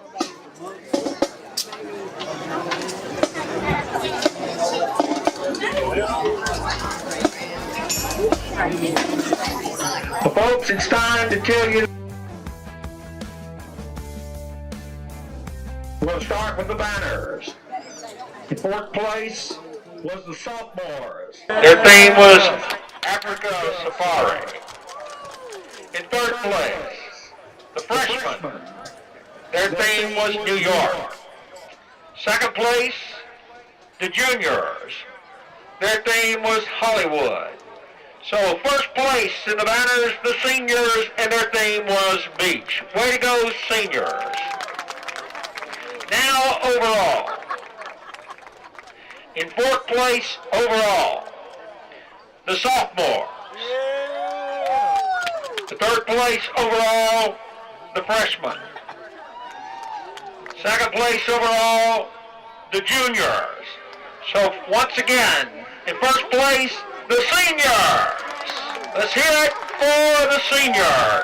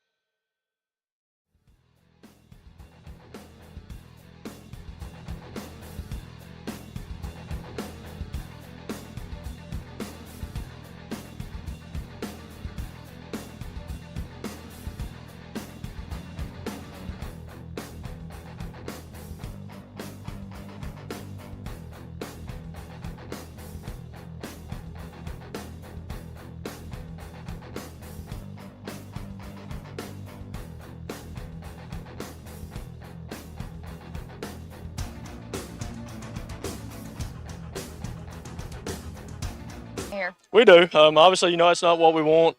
They're being more physical than we are right now. They want the game more than we do right now. So we got to come out and see if we can be a little bit more aggressive this half. All right, well, good luck in the second half, Coach. Back to you guys. Our thanks to Coach Willis and Emma for that halftime interview has been sponsored by Timothy Barber, FIC, your financial protection, and Woodman Life Specialist, 931-215-4537. Coach Willis not happy, Barry, and you wouldn't expect him to be. That pretty much told me, I can guarantee you halftime was, I'm going to say Coach Willis yelled a little bit at halftime in that locker room, which needed to be done. If you think you're getting out, if a team's out playing you and wants it more, you got to go in there at halftime and wake some guys up. So hopefully the message got across, and we wake up and we come out here and it's a totally different second half. Yeah, and I mean, sports is sports. You just really can't predict a lot of times what's going to happen, especially not at this level. You typically worry a little bit about homecoming, about not having your best start to the game. That doesn't mean you can't finish well, but Wayne County defensively didn't get off to a good start. One play offensively got off to a good start, but he's not going to be pleased offensively either. I know the Cats put up 8 points on that one rush, but the rest of it was bottled up pretty much. Yeah, you had one play you could really talk about, and that was the first play of the game. After that, the offense really didn't do much, and defense is struggling. I just think, it starts from the offensive, defensive line. We're just getting beat there, and it all starts there, and we got to win. We got to win the line of scrimmage, and it's just not happening. And like you said, homecoming week, you got some distractions, but if you're Huntland and you hear that Wayne County's invited you over for homecoming week, that kind of ticks you off a little bit too. Makes you want to get a little bit more and beat them. But if I looked at that schedule, then I'd have been like, well, who are you going to pick for homecoming? Well, I know, but I'm just saying, Huntland's mindset's looking at it. I guarantee you his coach used that all week, saying, they put you down for homecoming. Yeah, I'm sure. Anyways, we can make all the excuses we want to in the world. We're just getting beat. Just getting beat right now. Get the ball to start the second half. It's a 13-point deficit. You got to play better defensively, but I think getting momentum, you got to go down and score right here to feel good about things. I think you're right. Wayne County meeting down there on the end, a lot of the Wildcat players in a huddle. And Coach Willis coming to the sidelines here. Huntland and ends on the left as we still got a little over 2 minutes till the start of the second half, Barry. And it's time for Wayne County to get things going. It looks like they're fired up here coming to the side, and hopefully that can translate to some pretty good play on the field. Yeah, and it's good to see the guys are huddled up, and they're wanting to get it on their own. They're wanting it. So let's see what happens. Let's see if we can come out here and punch back. Well, Wayne County's offense been pretty good in the second half, Barry. Even going back to Richland and things like that. Coach Blackwell trying to find out which way the Cats are going to go.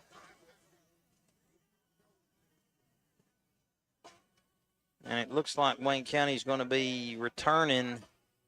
I'm sure going right towards to the left. clock. Yeah, looks like they'll be going towards the clock.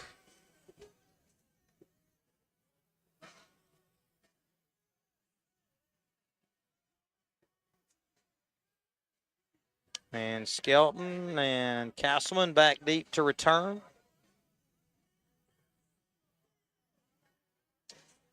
And Huntland still grouped on the sideline. Good first half there for the visiting Hornets. They were here early, Barry. I got here really early with it being homecoming. And they had the barbecue supper there in the cafeteria, and Huntland beat me here by a good bit. Wow.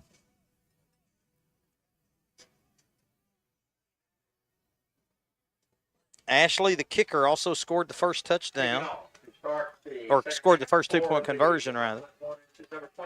But over 100 yards for Ashley that first half, as Huntland had one over 100, another at 96 on the ground.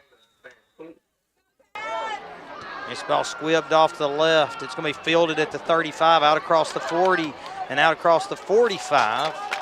The good thing about that, Barry, is Wayne County can kind of, with one first down, basically be in 4-down territory. Yeah, you're right. The big advantage of that is, like you said, you get across that 50, you kind of got 4 downs to get 10 yards.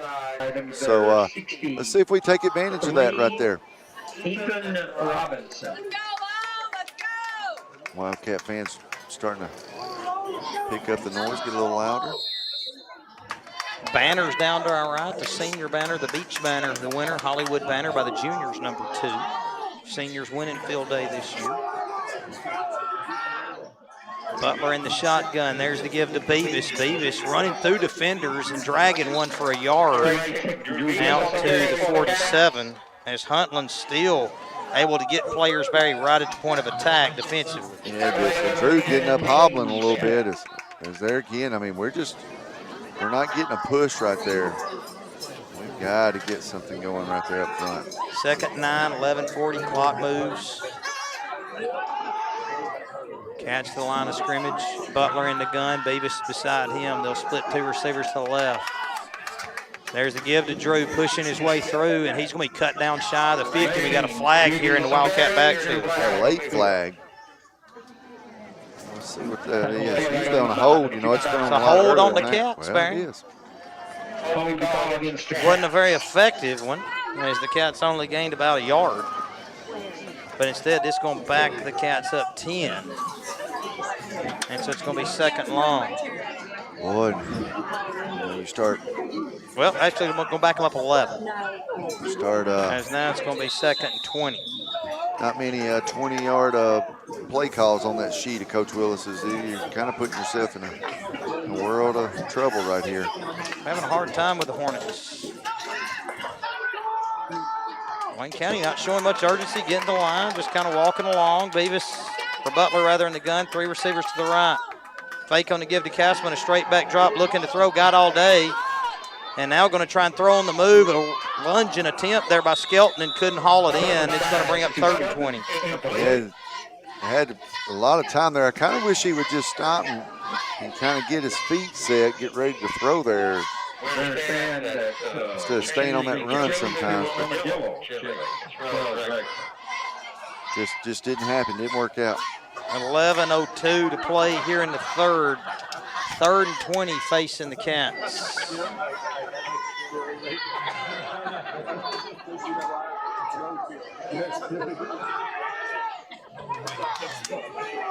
Cats going from the gun.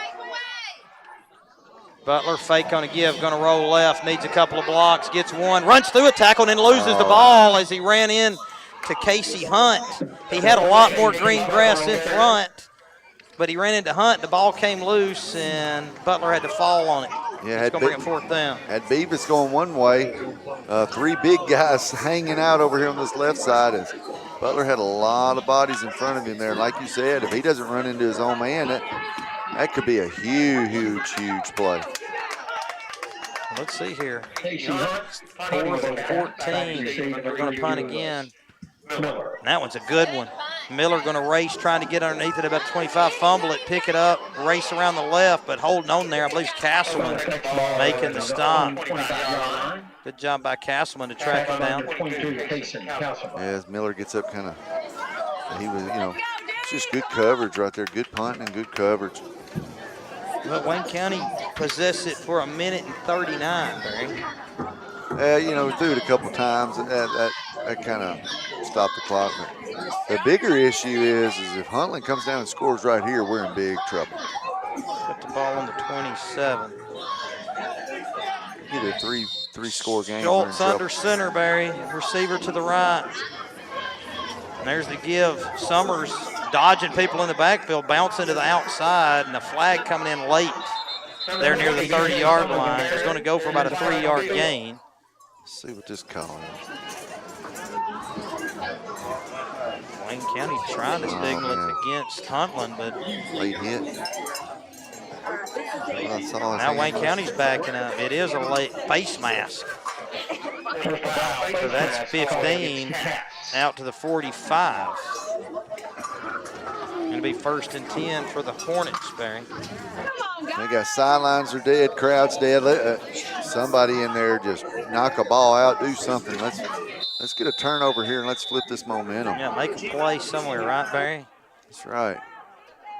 Schultz under center. They're going to give to Ashley. Ashley going to be stacked up. Good job there by the Cats to force the short gain. A gain of 1 off the left side, and it's 2nd and 9. Yeah, that's what we want to see on those first downs. Just don't give them anything. If you do give them something, give them a yard. Early in the 3rd, 21-8 Huntland. 2nd and 9, facing the Hornets from their own 46. Like you say, Barry, not a lot of energy in this place. No, it's not. Not for a team that's won 3 in a row on homecoming. You'd expect maybe a little bit more, but under center. Schultz, there's the give. Cut up by Summers, making people miss across midfield and down at the 49. And it's going to bring up 3rd and 4. Man, how fast is he side to side? Quick laterally, He isn't he? is quick laterally. He's making at least two guys miss a carry. A little jump cut there. 3rd and 4 facing the Hornets from the 49. Let's see one of our guys time that up and just obliterate him and get a fumble. Right in the middle of the field. Wayne County needing to somebody rise up. They had a big meeting down there. It didn't help offensively, at least on that first drive. Hopefully it can help defensively here. Run the give to Ashley. He's going to be cut down for no gain, maybe 1. It's going to bring up 4th and 3. Got a big decision now if you're Huntland. Do you trust your defense? The offense, the Cats have been struggling. This could give them a boost. You go for it and don't get it. We hadn't seen a punt out of Huntland, have we? And this is a big call We right saw here. a turnover on downs, but no punts from Huntland. And they don't show any signs of punting here. They're not afraid to go for it, Barry. The Cats took over on the 46 after the kickoff and didn't go anywhere. Right. I just think with the two-score lead and our offense struggling, don't give us any momentum. Don't jump off sides here, Barry. 4th and Wayne County right up on the line. There's the give. And he's going to have it with ease. Ashley off the right side moves the sticks. Huntland, just lined up and went and got it. Ashley on the carry. 1st and 10 for Huntland at the Wildcat 42, 7:40. 4 o'clock moves. 3rd quarter action. Drew Beavis there trying to get some momentum going, clapping his hands, trying to get the guys in it. Yep, trying to the sidelines though there. Got to get in it. Got to get some energy here somewhere. 1st and 10. Schultz under center. They're going to give to Ashley off the left side, and he's going to be stacked up and dropped. Gain of 1. Braden Littleton making the stop there after a 1-yard gain for the Cats. Yeah, defense has looked good on the 2 previous first downs here. It's just, can we finish it? 2nd and 9 now for the Hornets. Coach Lance trying to get his defense here. Wayne County down by 2 scores, 21-8, Barry, as we're nearing the midway mark of the 3rd.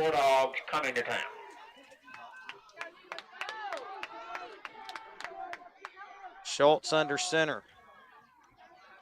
Going to run the give to Summers. Summers going to be stacked up for no gain. It's going to be 3rd and 9. There we go. See if that gets a little life going in the Cats right there. 2 big plays right there on defense. By the way, I hope everyone is enjoying the new speakers that we have here. Actually, that might be closer to the 42. That might have gone for a little bit of a loss on that play. So 3rd and close to 10 here for the Hornets. Parker Schultz, the sophomore quarterback. See if we can get another big stop here, Dave. A big 4th and long would be great. And they'll split Stewart right matched up against Skelton. Going to run the inside give and then back the other way, and then Wildcats are ready and stack it up for no gain. It's going to bring up 4th and long, and that gets the crowd into it. That got them going, standing up a little bit. There we go. Littleton showing off the fist for 4th down. And here comes the Huntland punt team. They're going to show punt on 4th and 9 from the Wildcat 41. Skelton and Robertson going to race back. The student section's getting into it. Here we go. What we needed right there. Something to get a little momentum going. Maybe the special teams can make a play. Snap's good. The punt's away. A little bit of a rush from the Cats. And Robertson going to muff it. And Huntland gets it. Oh, wow. Outside the 10.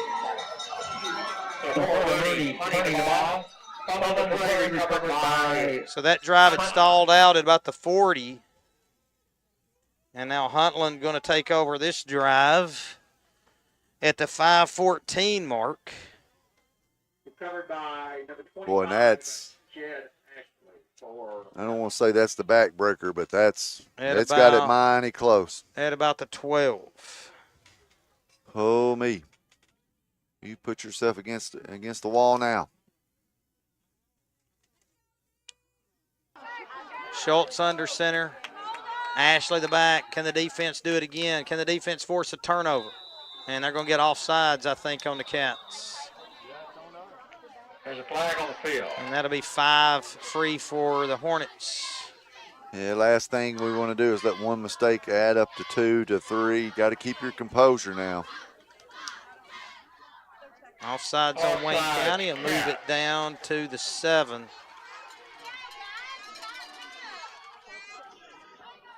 You know, Barry, Wayne County's kind of struggled at home. They played pretty well against McEwen,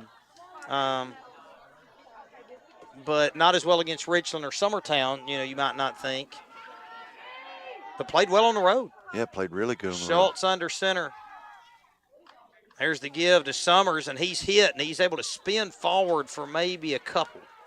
It is going to be shy of first down yardage, so to bring up second down.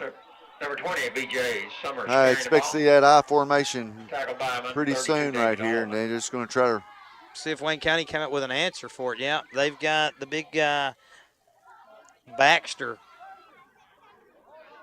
He's been lined up at fullback in that I formation. As it's 2nd and 3 from about the 5. And they are in the I, tight formation here. And they're going to give, and Ashley breaking tackles and then thrown down. He broke the initial tackle, got back to the line of scrimmage, but no more. And that's going to bring up 3rd and 3. Yeah, he didn't get anything on that, did he? I don't think so. 3rd and 3, and now at 4:40 and the clock moving here in the 3rd. Well, I might have lost one, that's Barry. what They I'm put it saying. back to the 6 now. He moved it back. You got a big long third down right here. It's not a 3rd and 2 anymore. Maybe you can get a penalty on the Hornets. Just had that one hold, I think, all night. I formation from the Hornets. Schultz under center. Now they give it to the second back through. Ashley breaking tackle, staying on his feet and into the end zone for the score. Man, he just won't be denied, will he? Number 25, Jed Ashley goes in from the 4:09, Huntland again. Huntland. That's a 12-yard drive, 3 plays. Just 1:05 off the clock. What is that, 20 unanswered? Their offense is clicking, defense clicking too. Well, Wayne County got the stop. Yeah. Just couldn't corral the punt.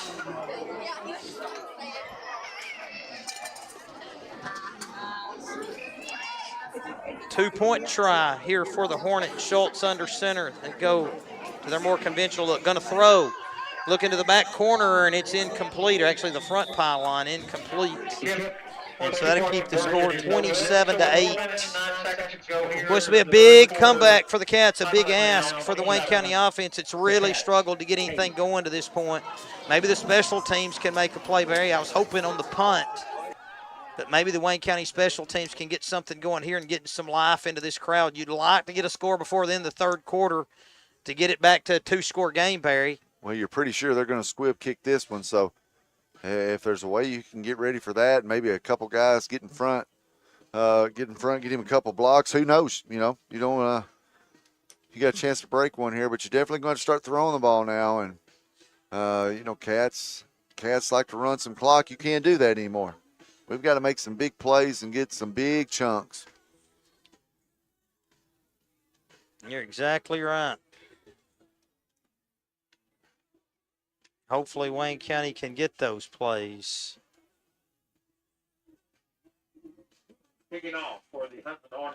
Don't want to dampen the spirits on homecoming, and Wayne County's got a quarter and a 1/3 left. As Huntland's come in here and just put it on the Cats at this point, to a 27-8 lead. Yeah, they're just winning the battle up front, and that's what I've seen so far. Squib kick, still free, and then fielded there by Ullman. Ullman with a cut up field, and he's going to take it across the 40 and dropped it about to 42. Well, I almost thought you might have had something there with that ball staying on the ground as long as it did. You basically had all of Huntland's guys on one side of the field. If Ullman beats that one guy, he's got nobody over here to stop him. All right, got to give him time to throw here if we start chunking it. Well, Huntland's defense has basically been ready for everything Wayne County's tried to throw at it.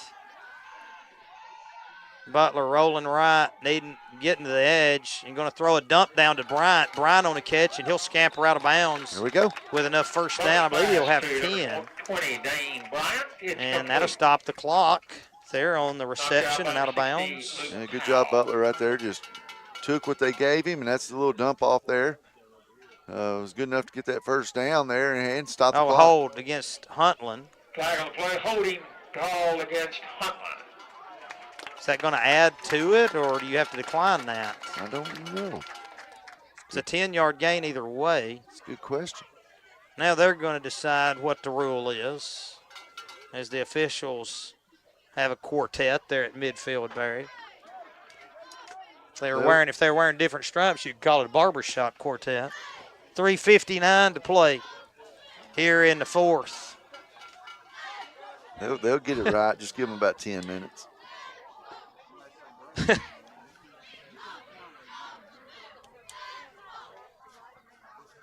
That is one of them calls you don't see a lot, especially at this level.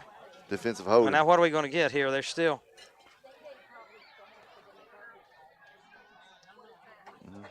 A hold against Huntland, which has been signaled. It's declined. So the yardage stands. And I mean, we took 5 minutes to figure that out. Now, the Huntland coach is trying to argue it's not a first down. Well, then they'd take the holding penalty, and it would be. So it's not going to change a whole lot. I don't understand why you'd argue that. Well, what we got here? He's not thinking it's a first down. The Huntland coach isn't. So they're going to let him dictate. Well, Barry, the bottom line is you can take the penalty. A defensive hold is going to be 10 yards, and it would be a first down. They declined it because these guys ruled this 10 yards. Either way, it's a 10-yard gain. Nothing's going to change, so he doesn't realize that yet. And I understand that, but we broke the huddle hurry up, and he stops the momentum right there doing that. I don't know if they got to charge him a timeout. Normally, to get a conference like this, you'd have to charge a timeout. Maybe he's trying to request a measurement. And we won't to adhere to that. We'll just take the 10-yard penalty. Oh, my goodness. Holding. Now they're going to take it. Now they're going to take it and get the first down. Good job. Good job, Coach. Is that guy? I don't think he realized, Barry. I think you watch a lot of college or whatever, you might think it's a 5-yard penalty. First and 10 there at the 48. Catch the line of scrimmage. Butler gives to Beavis. Beavis running through a tackle, still on his feet, bangs his way down to the 41. There we go. Good run right there. One of the best runs for Drew for the night. Hurry up, Cats. 3:40 clock moves, fourth quarter. Got to play with some urgency here. Beavis going to get a rest. Butler joined by Castleman. Skelton split out wide right, 2 to the left. There's a give to Castleman. He's in trouble in the backfield. Makes one miss, cuts it up, got a first down as he darts to the outside down to the 36 now. Hey, good job right there, Castleman. Good second effort as it looked like it was going to be a loss on the play, but give us a first down. Well, Huntland really shooting some gaps up front, Barry, and Castleman able to make a guy miss and turn a loss into a gain. I almost want to see a little hot pass here to a tight end. 3 minutes to play exactly. There's the snap. Give to Beavis, and they're just racing in from the backside, and they make the stop for a loss. They're off the right side. They're bringing everybody. That's what I'm saying. Do a little hot pass right here. Tight end just block for a quick half second and release upfield. I think you can hit them with that. 2nd and 12. After that's a 2-yard loss. 2:38 clock moves, third quarter action. They're coming. Butler in the gun. Beavis to his left, 2 receivers right. Skelton to the left. Straight back drop. Butler going to scramble left. Going to try and run for it. Runs through a defender and then another and then lunges close to the 30. They're going to say he's inbounds.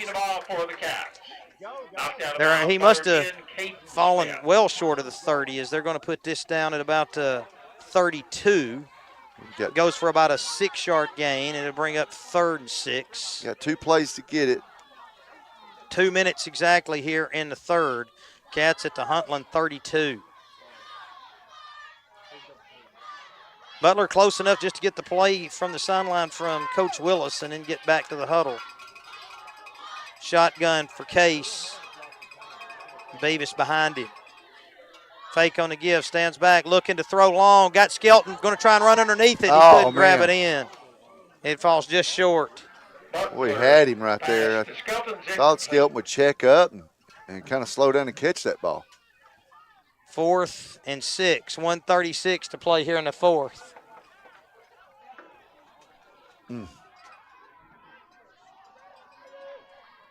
Now maybe Wayne County can get Huntland offside somehow with a hard count and get it to 4th and short. Now we got whistles here. What's going on? Officials' time. They had the ball placed at the 33. Wayne County was going to lose a yard on the incomplete pass, but they got that rectified. Butler in the gun. Rolling the pocket right. Going to throw. Got a man wide open, and it's caught there by Van Fleet. Puts a move on, gets inside the 20, and it scampers out of bounds inside the 15. There we go. Good play right there. He just kind of slipped out, slipped over to the sideline over there, and Huntland kind of just forgot about him. 1:26 buried to play here in the 3rd. And it's 27-8. Huntland.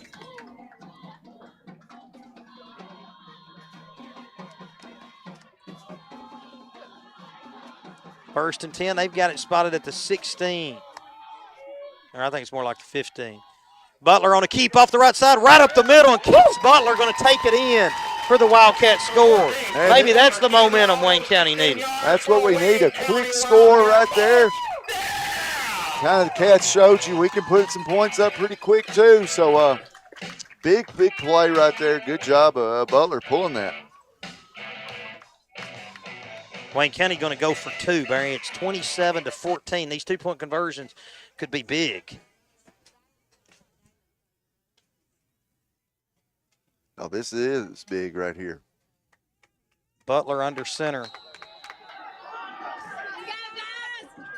They're going to give it to Beavis. No, Butler on a keep, and he's going to get it off the right side. So it's 27-16. Wayne County's got it down to an 11-point deficit. We already know we can kick a field goal. I mean, I'm not saying we can kick a 40-yarder, but and we do have a guy that could give you a shot, say you get, down there with no time left. So 2 possessions here, score another touchdown, get a 2-point conversion, and, yeah, you're down 3. Well, I'm starting to wonder if Coach Blackwell might try the rabbit out of the hat here on this kickoff. Well, very, very well could. He's got the little pooch kicks that's been effective. We hadn't seen just the out-and-out onside kick too often. But they've been pretty effective. A long discussion here as Coach Blackwell chatting with the kicker, Casey Hunt. As Hunt's he's got a repertoire on the kickoffs. He's got a few weapons. What are you thinking? I think it'll probably be one of those pooches. I just wonder if he's trying to find a soft spot. I'm not expecting an onside kick. No, I'm expecting a pooch kick, like you said right here. Maybe get lucky in somehow. Well, Huntland's brought everybody up expecting something too. Yeah, but there's a heck of a gap, Barry, in between the 40 and the 30. As they've got 10 guys, and they got 1 guy back.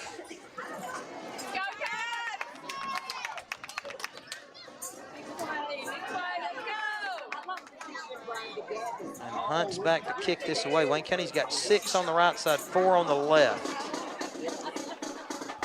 There it is. is. Be high in the air. Fair catch called for there by the Hornets and made it to 42.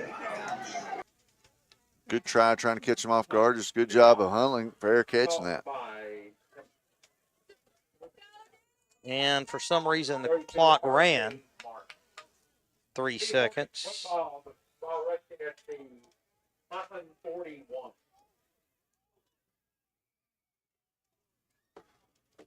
All right, defense out here, sidelines kind of cheering them on. Let's see what we do here. Big defensive set here for the Cats. Schultz under center. Wayne County needs some momentum defensively. There's the give to Ashley, and Ashley will be stacked up for no gain. Ashley on the carry. There we go. All right, Dave. Maybe they got that defensive line woken up, too. And that's going to bring up 2nd and 10.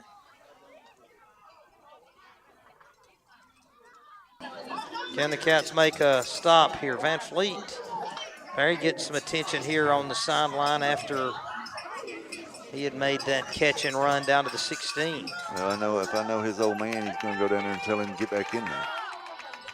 He's a pretty good football player. Oh, yeah. Schultz under center. Here comes the give. Summers looking for room around the left end. Dart back up the middle. Hit by a wave of Wildcats at about the 43. That's the hardest he's been hit tonight right there. You hit him like that a few times, he might not come through there as fast as he's been. And, Barry, that might take us to the end of the quarter. If Huntland's smart, yeah, they'll let it go. But, hey, one play right here, you stop it here, you get the ball back. Don't forget the cheerleading. You can buy 3rd and 8 facing the Hornets. And that is going to take us to the end of the third. Our score after 3, Huntland 27, Wayne County 16. We'll be back with fourth quarter action after this timeout. You're listening to Wildcats football on Big Oldies Radio.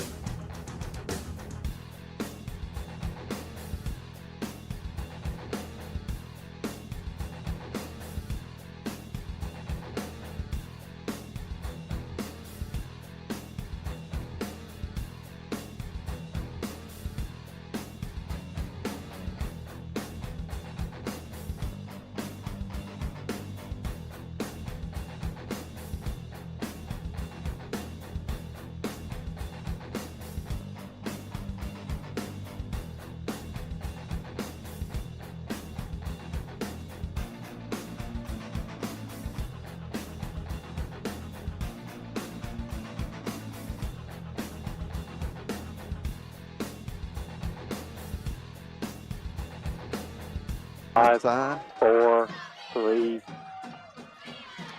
Welcome back to Wildcat football here on Big Oldies Radio. We're at the start of the fourth, 3rd and 8 facing the Hornets. Schultz under center. One wing to the left. Now they'll shift. Ashley now the back behind the quarterback Schultz. They run the give to Summers off the right side, breaking tackles, and he's going to have the first down. Hey. Into Wildcat territory at the 48. Just making nice cuts back to the middle of the field, picking up enough yardage. Sure is. For the first down. That's one of those plays that you're going to come back and look at one of those 3 or 4, that might cost you the game, as that gives them a whole new set of downs and a lot of time they can run off the clock.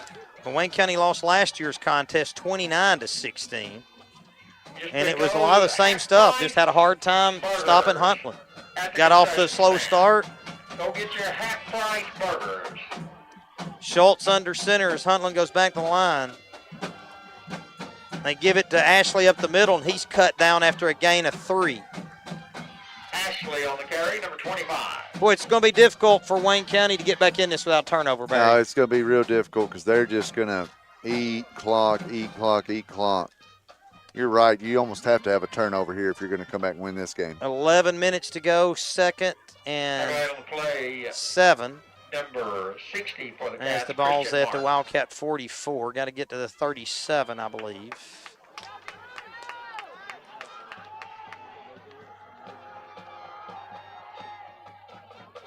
Schultz under center. There's the give to Summers, looking for the right edge, breaking a tackle, getting to the edge, now cutting it up just inside the 40. He's going to be a yard or 2 shy of the first down. And smart play by him by cutting it up and staying in bounds. Boy, Huntland's offense just been on fire here. They have played really well. 3rd and 1. Can Wayne County sends in Ben Thompson there in the middle? Can Wayne County's defense make a stop here on 3rd and short, Barry? Well, either way, I think they're going to go for it on 4th down. So you probably got 2 plays you got to stop here. You just need, well, of course, they might not be able to get a loss, but it'd sure be nice for some momentum to get one. 10 minutes exactly as the clock moves. Schultz under center. They run to give to Ashley. He's got it off the right side, bangs his way down near the 30, but a flag comes in, Barry. That was 3rd and 1. The flag came in really late. Beavis on the ground. Holding, yes. And that's going to move it back 10, and that'll make it 3rd and 11. Call against Well, we finally needed some help from the official, and we got it on that one. It's Friday night to Wayne County. Wildcats will again be at home. So 9:47, clock stopped on this penalty, and that's going to make it 3rd and 11 for the Hornets. I don't expect them to throw here. I expect them to keep it on the ground. But, man, what a big 3rd down. You get a second chance here. Big 3rd down, Dave. Van Fleet back in here for Robertson.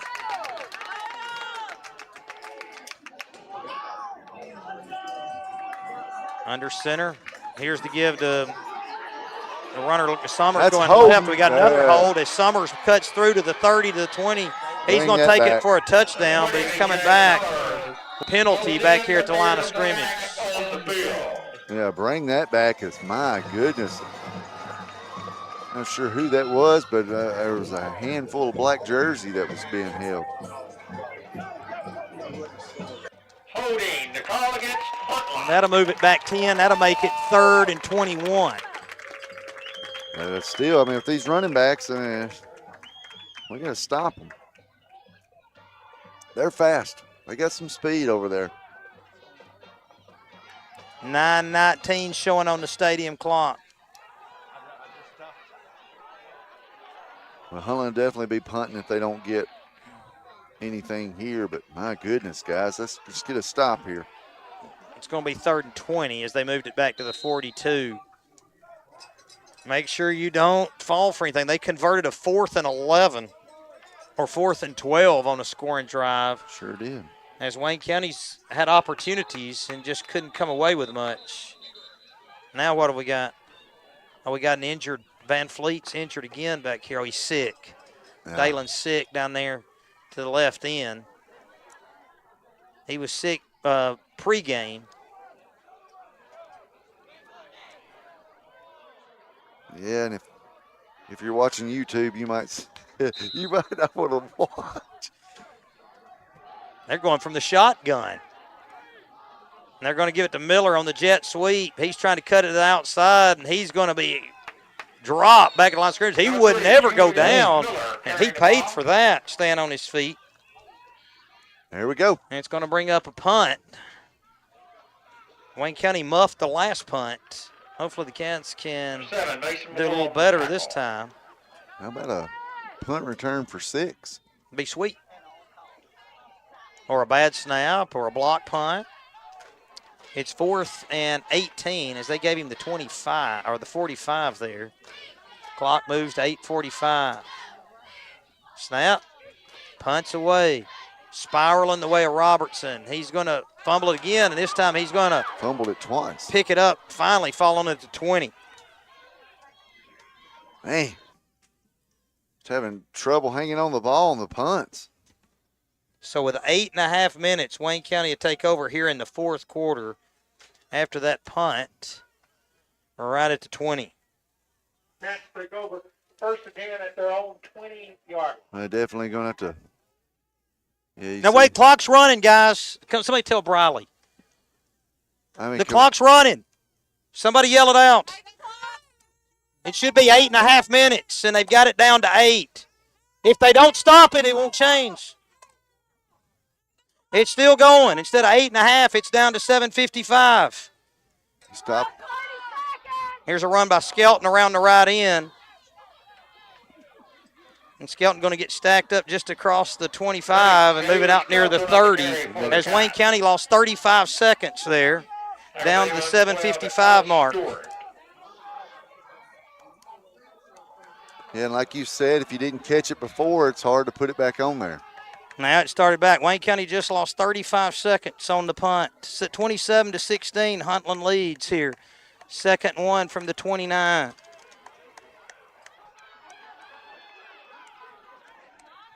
Butler in the gun.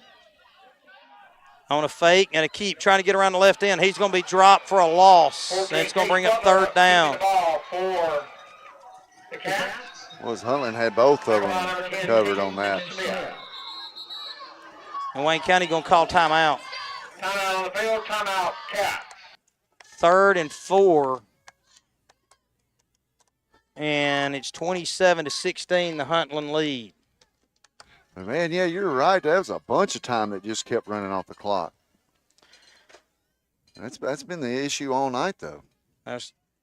One of our coaches there hopefully could have radioed down, but we couldn't get the word to him quickly enough. As they could have, with a drive just starting, they could have gone back and put 8.5, which is what I recorded when that punt was downed. Yeah. Wow. So it wound up being 35 seconds off. They could add 35 seconds back potentially. I doubt it would happen at this point.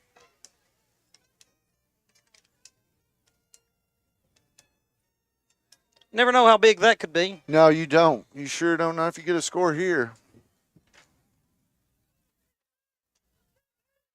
27-16, the Huntland lead, 7:24. Wayne County needs a big play, Barry. Yeah, big time play here. Butler in the gun. Beavis to his right. Movement up front, no flag. Beavis on a roll, going to swing it out here, complete to Peyton Griggs. Turns back upfield, now across the 40, and hit down at the 41. And now we got a flag here late. There we go. It's going to be 15 more. Let's see here what the call is. The clock never started on that play. Well, they wind up getting it back. It's well, I don't know. And that 15 yards is against Huntland. Good passing catch there as Butler rolled right and found Peyton Griggs. PG. Yeah, it's all PG Butler there.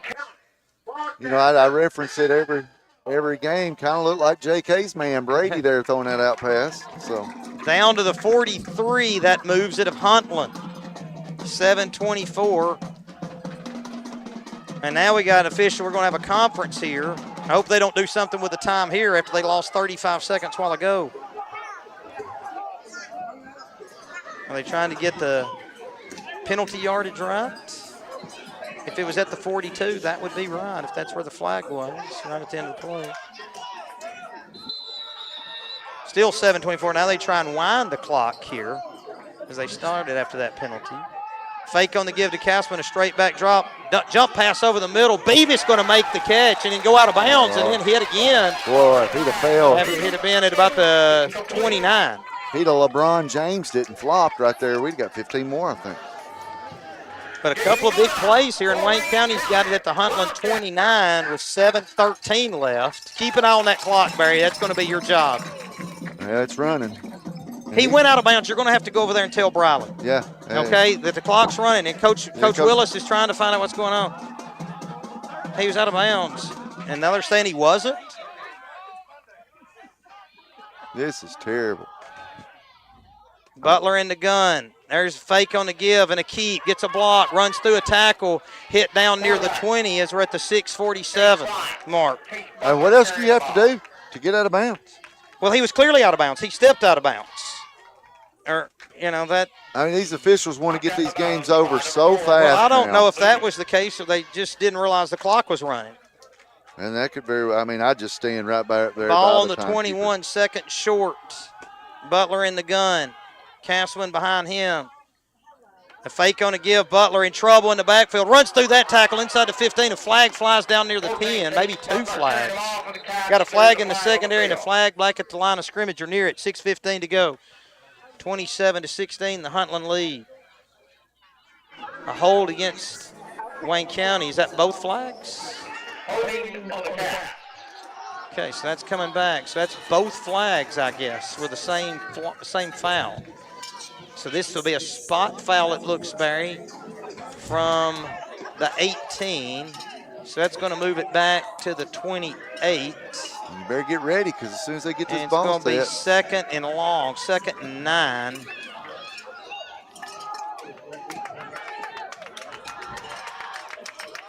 And now they've marked it ready and they'll wind the clock.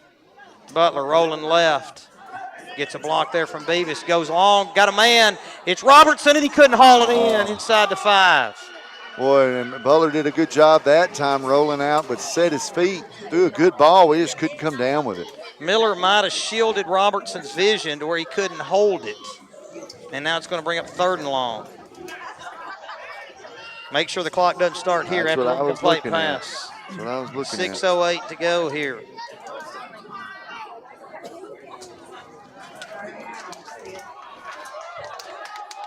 Well, what do you think here? Put it in the air or keep it on the ground, Dave?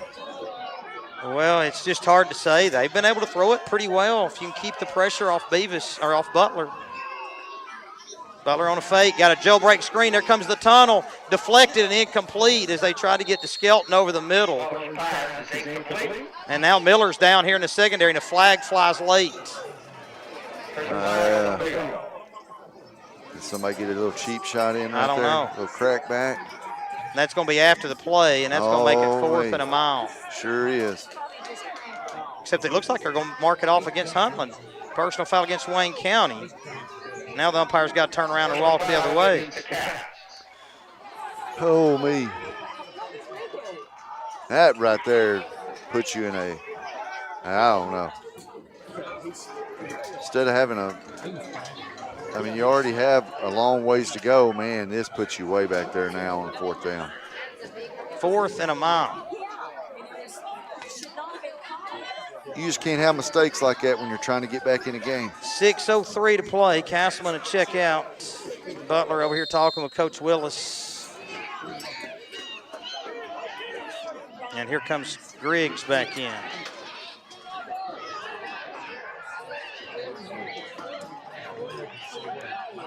Well, what do you do here? Just you got to drop 3 steps and just chunk it somewhere? You got to hope you get a penalty or something, or maybe you got something in your bag here we ain't seen. Beavis motions out, movement up front, and we're going to get a flag. And now, I don't know, Huntland's pointing at Wayne County. 4 Huntland guys pointing at Wayne County. Everybody's pointing at everybody, right? And Wayne County backing up. Offsides, Huntland. Yeah. Wayne County was backing up.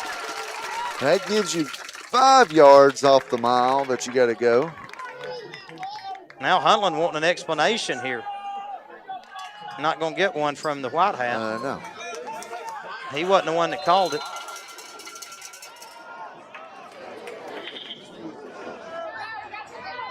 So now it's 4th and about 20.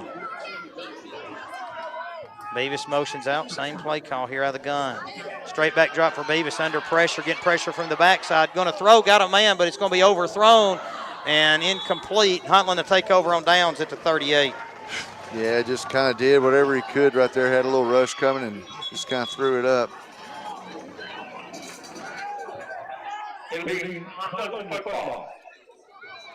Got Spencer Turnbow listening in. He's upset with the clock management too. He's wanting to know who's running the clock.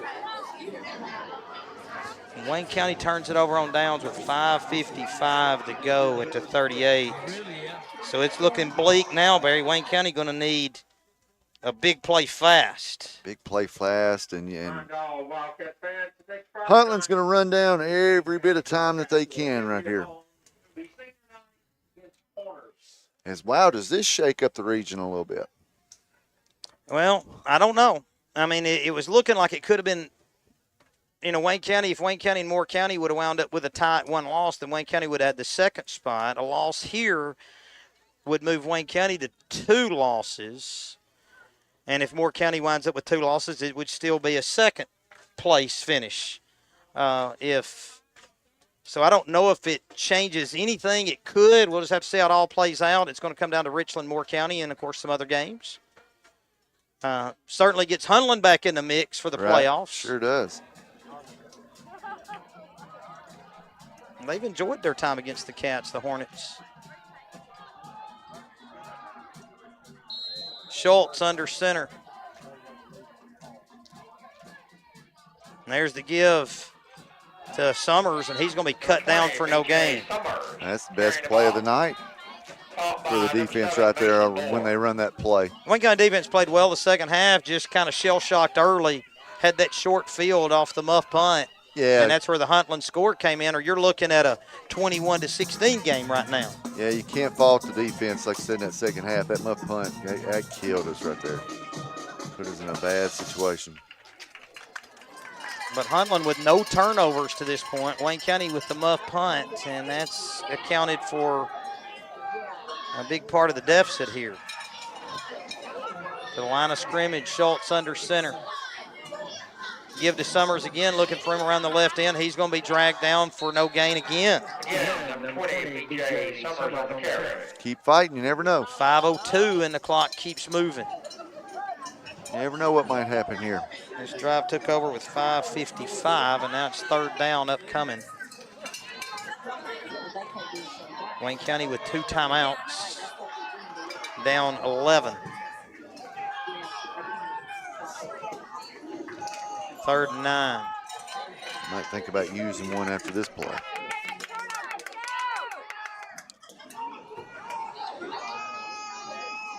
There's the give off the right side, and Ashley going to be stacked up. Yeah, I think Wayne County will. There's a flag. Well, you can decline it and make them punt here because you don't need them to run any more plays, really. Right. Well, no. Oh, they're going to decline it. Coach Willis decided to decline it to make it fourth down and 9. Already stopped. Let's see. I wonder on this. In NFL, if you decline a penalty, you don't have to use a timeout. And I don't know if that's the case in high school, but if it is, then Wayne County gets to save a timeout. Let's see what happens. Right here's the. I don't know what the timing rules are. Coach Willis is asking. But that's a big break to save a timeout if that's the case. Oh, he wound the clock over there. So now Coach Willis is going to call a timeout. So that wound up costing Wayne County a second or 2, as it turned out. But you're right. I mean, you had to call a timeout there on the stop on that third down. Well, got to get a quick score, and then you got to get an onside kick, and that's a lot of things that got to happen. I think you got to come after this one. And you got to come after this punt.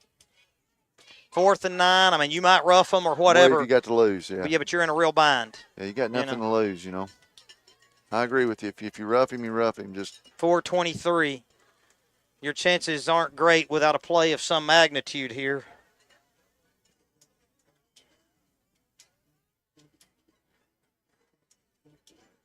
Just one timeout, too. And it's 27-16.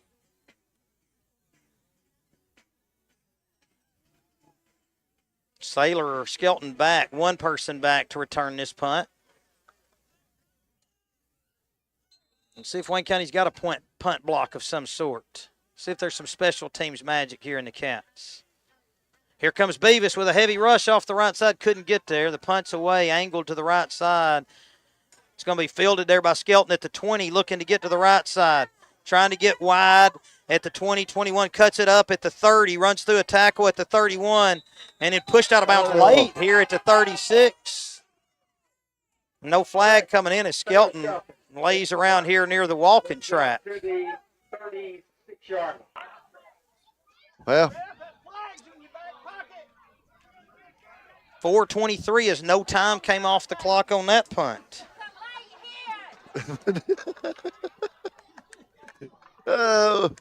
Oh me. You got me there. 36-yard line for the Cats. So no time came off. Well, I mean, you can't call it home cooking because we've been ripped off about a minute and a half. Wayne County take a high snap there. Butler gets it, rolls to the right, going to dump underneath the Bryant. Bryant going to drive his way, lose the ball, but they're going to say he's on the ground. Thank goodness. As he hit the ground with it, and they're going to move the sticks. Pass to number 20. So they're going to stop the clock momentarily at 4:16 and move the sticks here. And Wayne County getting in hurry-up mode here. Tempo. Poppers. David Miller's getting loud over there on that. Butler in the gun. Straight back drop. Now rolling left. Going to step up. Swing it out here. Nearly intercepted. Instead incomplete. It'll bring up 2nd and 10. So you got to start chunking it. If it's incomplete, it stops the clock. So you got to keep chunking it. I wonder if there's a trick play for Beavis to throw here at some point. Could very well be a little halfback toss pass. 3:56, 2nd and 10.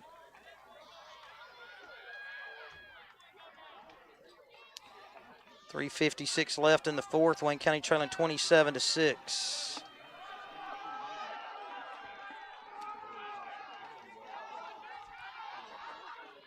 Shotgun formation. Straight back drop there for Butler. Rolling left. Now going to throw underneath to Bryant. Bryant hit short of the sticks and tackled.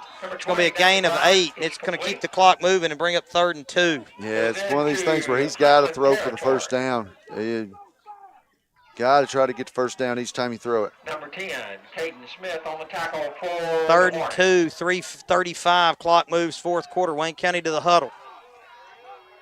Now out. Butler in the shotgun back at the 50. Straight back drop, looks to throw over the middle. Caught by Skelton on the move. Cut down at the 30. That'll move the sticks. Got to get up and hurry. Has to stop the clock. Good job of running the slant pass there as everybody's so worried about Sailor going deep. Middle of the field was wide open there. Good job. Well, the officials aren't in a hurry to spot it. 3:13. Butler in the gun. Castleman beside him. Straight back drop. Here comes a blitz here from Huntland. Going to throw deep. Robertson with a leap and catch and pushed out of bounds, but he's going to hold on to it inside the 20 at about the 17. Let's see if they say he was out of bounds or not. That stops the clock with 2:59. Well, if you can get it in here pretty soon, Barry, you got a chance. You might even be able to get it back if you don't get the onside kick. You got the one timeout, and they could run a minute 20 off. Boy, you're Well, I mean, you might have a chance. You're pushing it there. You're going to kick, but, I mean, you're going to try the onside kick. I'm just saying, even if you didn't get it. Straight back drop there by Butler. Thrown underneath Griggs at the 10. He's going to be wrapped up and thrown down. That's going to keep the clock moving as just a few yards shy of the first down. Let's go, guys. No, Huntland's hurt, so that'll help Wayne County. He's got an injury timeout at 2:51, maybe a cramp. Just got to be ready to go here. If Wayne County can get it in here pretty quick, Barry, they've got the one timeout still. And like I say, Huntland could run off roughly a minute 20 on the other two plays. If you kick the onside kick and they recovered it, meaning that's not the ball game. And that 30 seconds does come back to be huge. I don't know, though. It's been – I don't know. I just thought they might could have changed that. A lot of them, it's going to be difficult to change, but that was on a change of possession after a punt, and I thought they might have been able to fix it.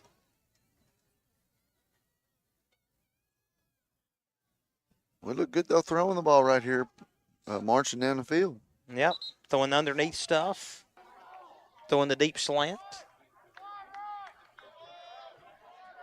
See if we can get it in the end zone right here. What is the white hat upset about?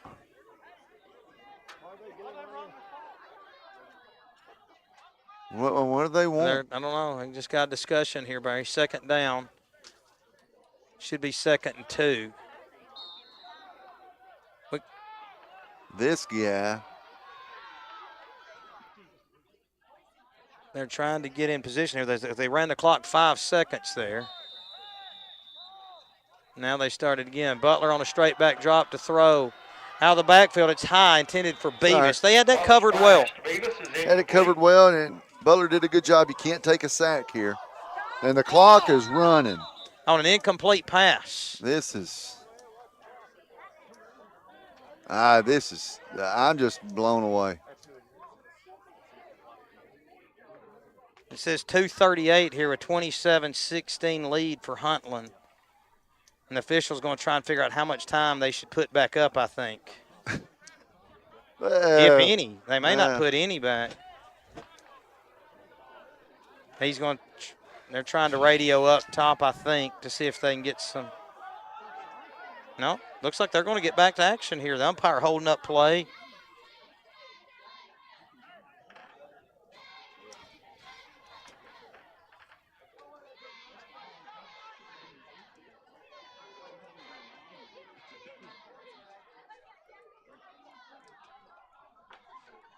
Let's see here, Barry. There's still a discussion going on here on the side.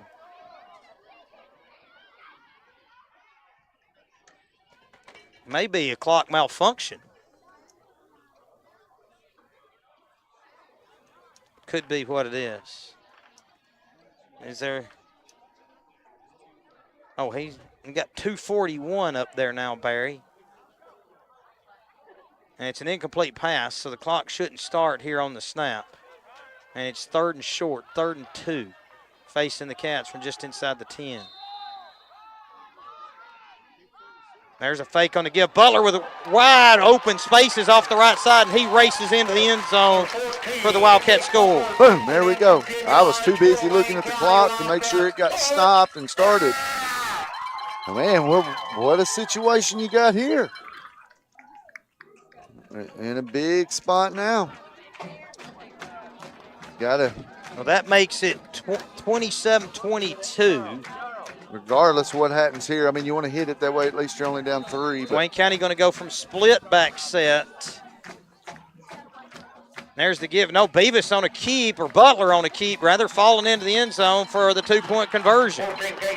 There we go. Down 3. Got to get the onside here. This is going to be interesting. 27-24 with 2:37 to go.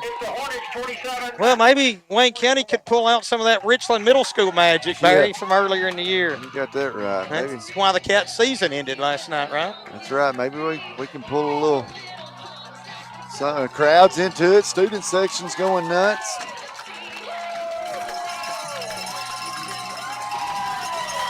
.237 to play here in the 4th. I believe the scoreboard's got 2 timeouts, but I believe Wayne County's just got 1 left. I think you're right. Coach Blackwell, dial it up, my man. See if you can get an onside kick here. You got Casey Hunt, an all-world kicker. Right leg to get the bounce at the right time. He's had a golden leg so far this year. Let's see what happens here. 2:37 to go here. Wayne County needing a big break.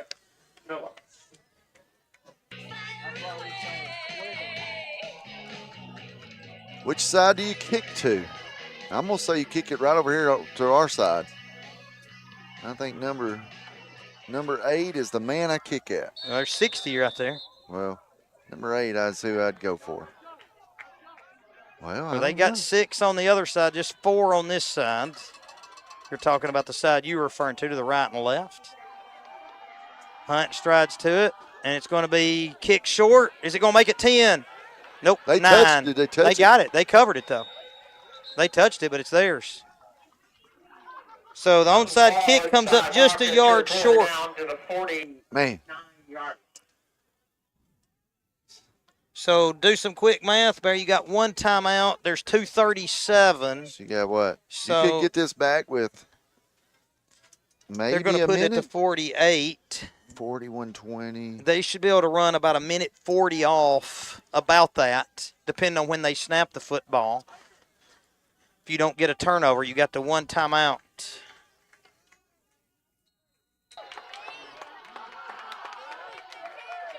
Got some movement up front. There, Wayne County's got an offsides. Oh, me. Well, now Huntland's pointing at Wayne County. Wayne County's pointing at Huntland. Well, you know, their linemen aren't set. When the quarterback comes up there and says down, then all the linemen get set, and that made us jump. They've been doing that all night, all night. And I'm sure we've been working on that all week. And there have been a few offsides, but not a terrible number, considering the number of snaps that Huntland's had. But now it's 1st and 5. Boy, that really hurts. Boy, there have been some key penalties that the Cats have committed. Yeah. 1 second run off the clock there. Wayne County needing a break. Can the Cats force a fumble here? Need one to have a chance, basically. They're going to run the give. Ashley looking for him right. He's going to be stacked up for a loss. Wayne County going to call the timeout, I'm sure, with 2:32. Yeah, Coach Wood's going to let this one run. He's probably going to get with the official. And okay, that's interesting. 2nd and 6 now. 2:13. Well, I like calling it because if they fumble, you've got more time if they do. But Coach Willis maybe wanting to kind of see if they can get some pressure on them here, having to snap it in a situation such as this. Under center, Ashley behind. They're going to give it to Summers, looking for room right. Running right around the right end, making men miss, and it's stacked up shy of the 40. Summers carrying the ball for Huntland. And with 1:43, they'll let it keep running. Making guys miss is right. He's done a good job running the ball tonight, just being hard to bring down. Big play right here, and Willis might be making them rush a little bit, Dave.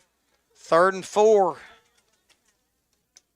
Ball's at the 42. Wayne County with 1 timeout. Down by 3, 27-24.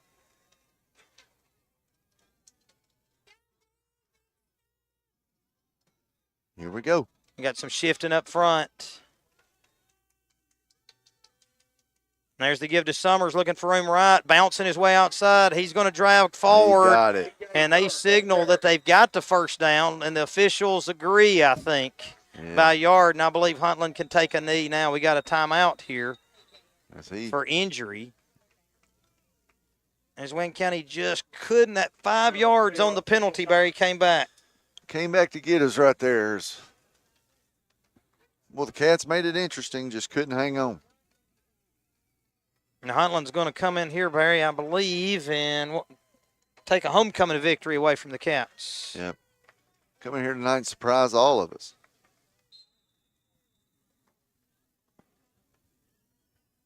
Now Huntland will just let it, take a knee, and that'll be it, won't it? Well, Wayne County's got a timeout if they want to use it. We'll see. Hornets to victory formation.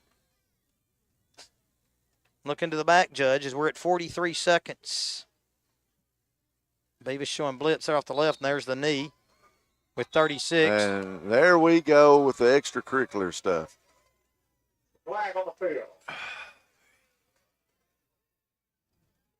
We got a penalty, a personal foul against Wayne County.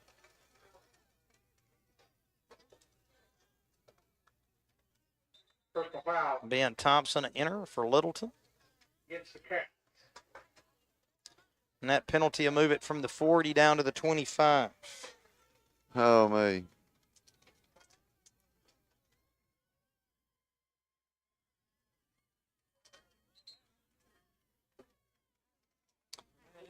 "36 seconds left, Barry.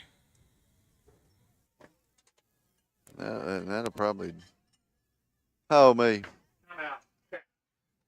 Wayne County going to call a timeout here, Barry, with 36 seconds to go. And they just got to hope for a fumble here on the snap. We'll have Coach Willis and Drew Beavis, we expect, after this one.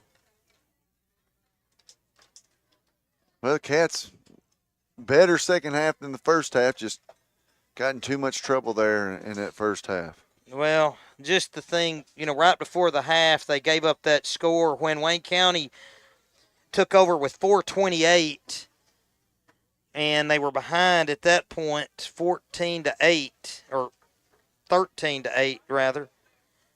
And you thought that Wayne County might be able to run the clock out or get a score. Instead, Wayne County goes 3 and out, and Huntland scores in 4 plays. They broke the long one down the sideline, if you recall.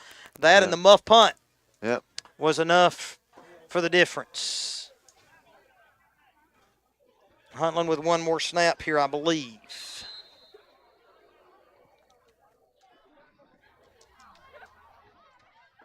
And there's the snap. That should do it. And that should do it. I'm not sure why the quarterback was taking extra time there, because he's getting his guys killed. Yeah, he could have just taken the knee. Wayne County going to line it up here, Barry. That's going to be our final score. Huntland 27, Wayne County 24. We'll be back with a post-game show, including a look at next week's Wildcats game, along with Coach Willis and Drew Beavis right after this timeout. You're listening to Wildcats football on Big Oldies Radio.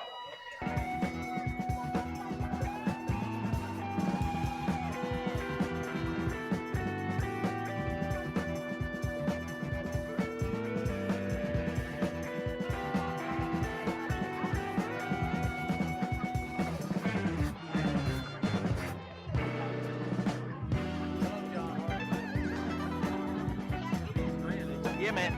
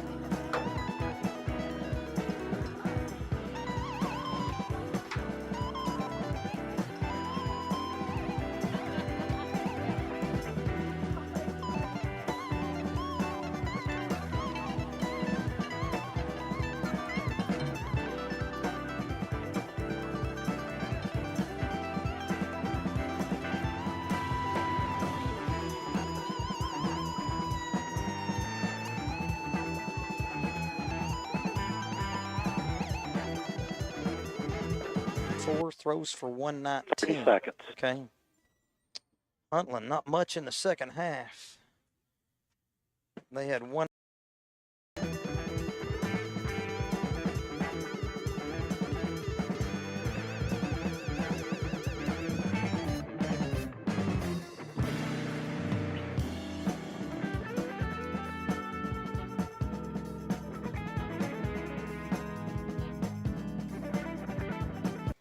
Welcome back to Wildcat Football here on Big Oldies Radio.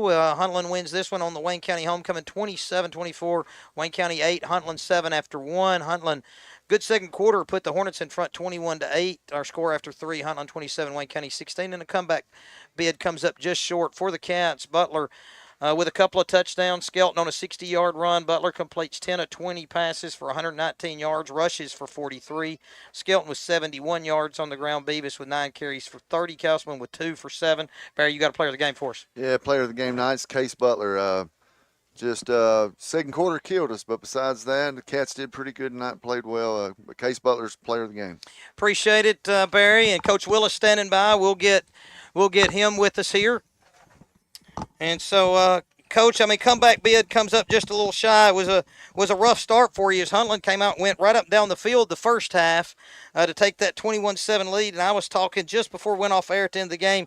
You got the ball back with 4:28 to go in the second, and then had to punt quick, and they got that touchdown before the half to really push it out to a 21-8 lead. They did. It was, we didn't do a very good job getting the guys ready this week, obviously. So we gotta come back to work next week. And then tried to make some comebacks. Had a difficult time there with the time and issues at times, but got the score. Nearly got the onside kick. So you had some good fight defensively. Played a lot better second half. I think held them to 40 yards. We did come back better in the second half. Played a little bit better defensively. Really didn't ever feel like we got in much of a flow offensively tonight. Till late there. We finally started getting the ball moving a little bit. But we got to go back to work. Got to go back to work. Of course, you got the second loss, Coach. And you and I have talked throughout the week just to what the region standings would look back. And realistically, as far as just the hurt of losing, this could be the same thing as if you'd have won, really. Depending on how some other games go, because second place is still potentially there. As the way things go, you just got to get back to work. Got Cornersville coming to town next week. We do. We got another big battle next week. Cornersville coming in. They're going to come in with a lot of fight next week. So, we got to get back to work with our preparation this week, do a good job, come in, hopefully take care of business next week. Coach, appreciate the time. Going to run through the stats once again here for you. I mentioned that Huntland had 109 yards from Ashley in the first half on 12 carries.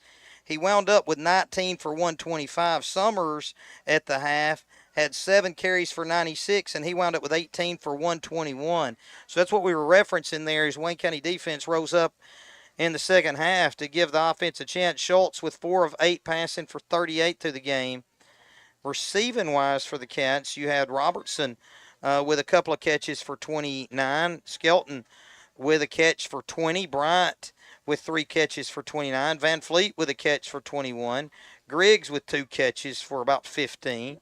as Butler passed for 119 yards in total. Case rushed 14 times for 43 yards. Drew Beavis with 9 rushes for 30. Sailor Skelton with 3 rushes for 71. And Case and Castleman with 2 carries for 7. Wayne County's touchdowns coming on a 60-yard run by Sailor Skelton, a 16-yard run by Case Butler, and a 10-yard run by Case Butler. Both those Butler runs coming in the second half. Wayne County falls once again here tonight, 27-24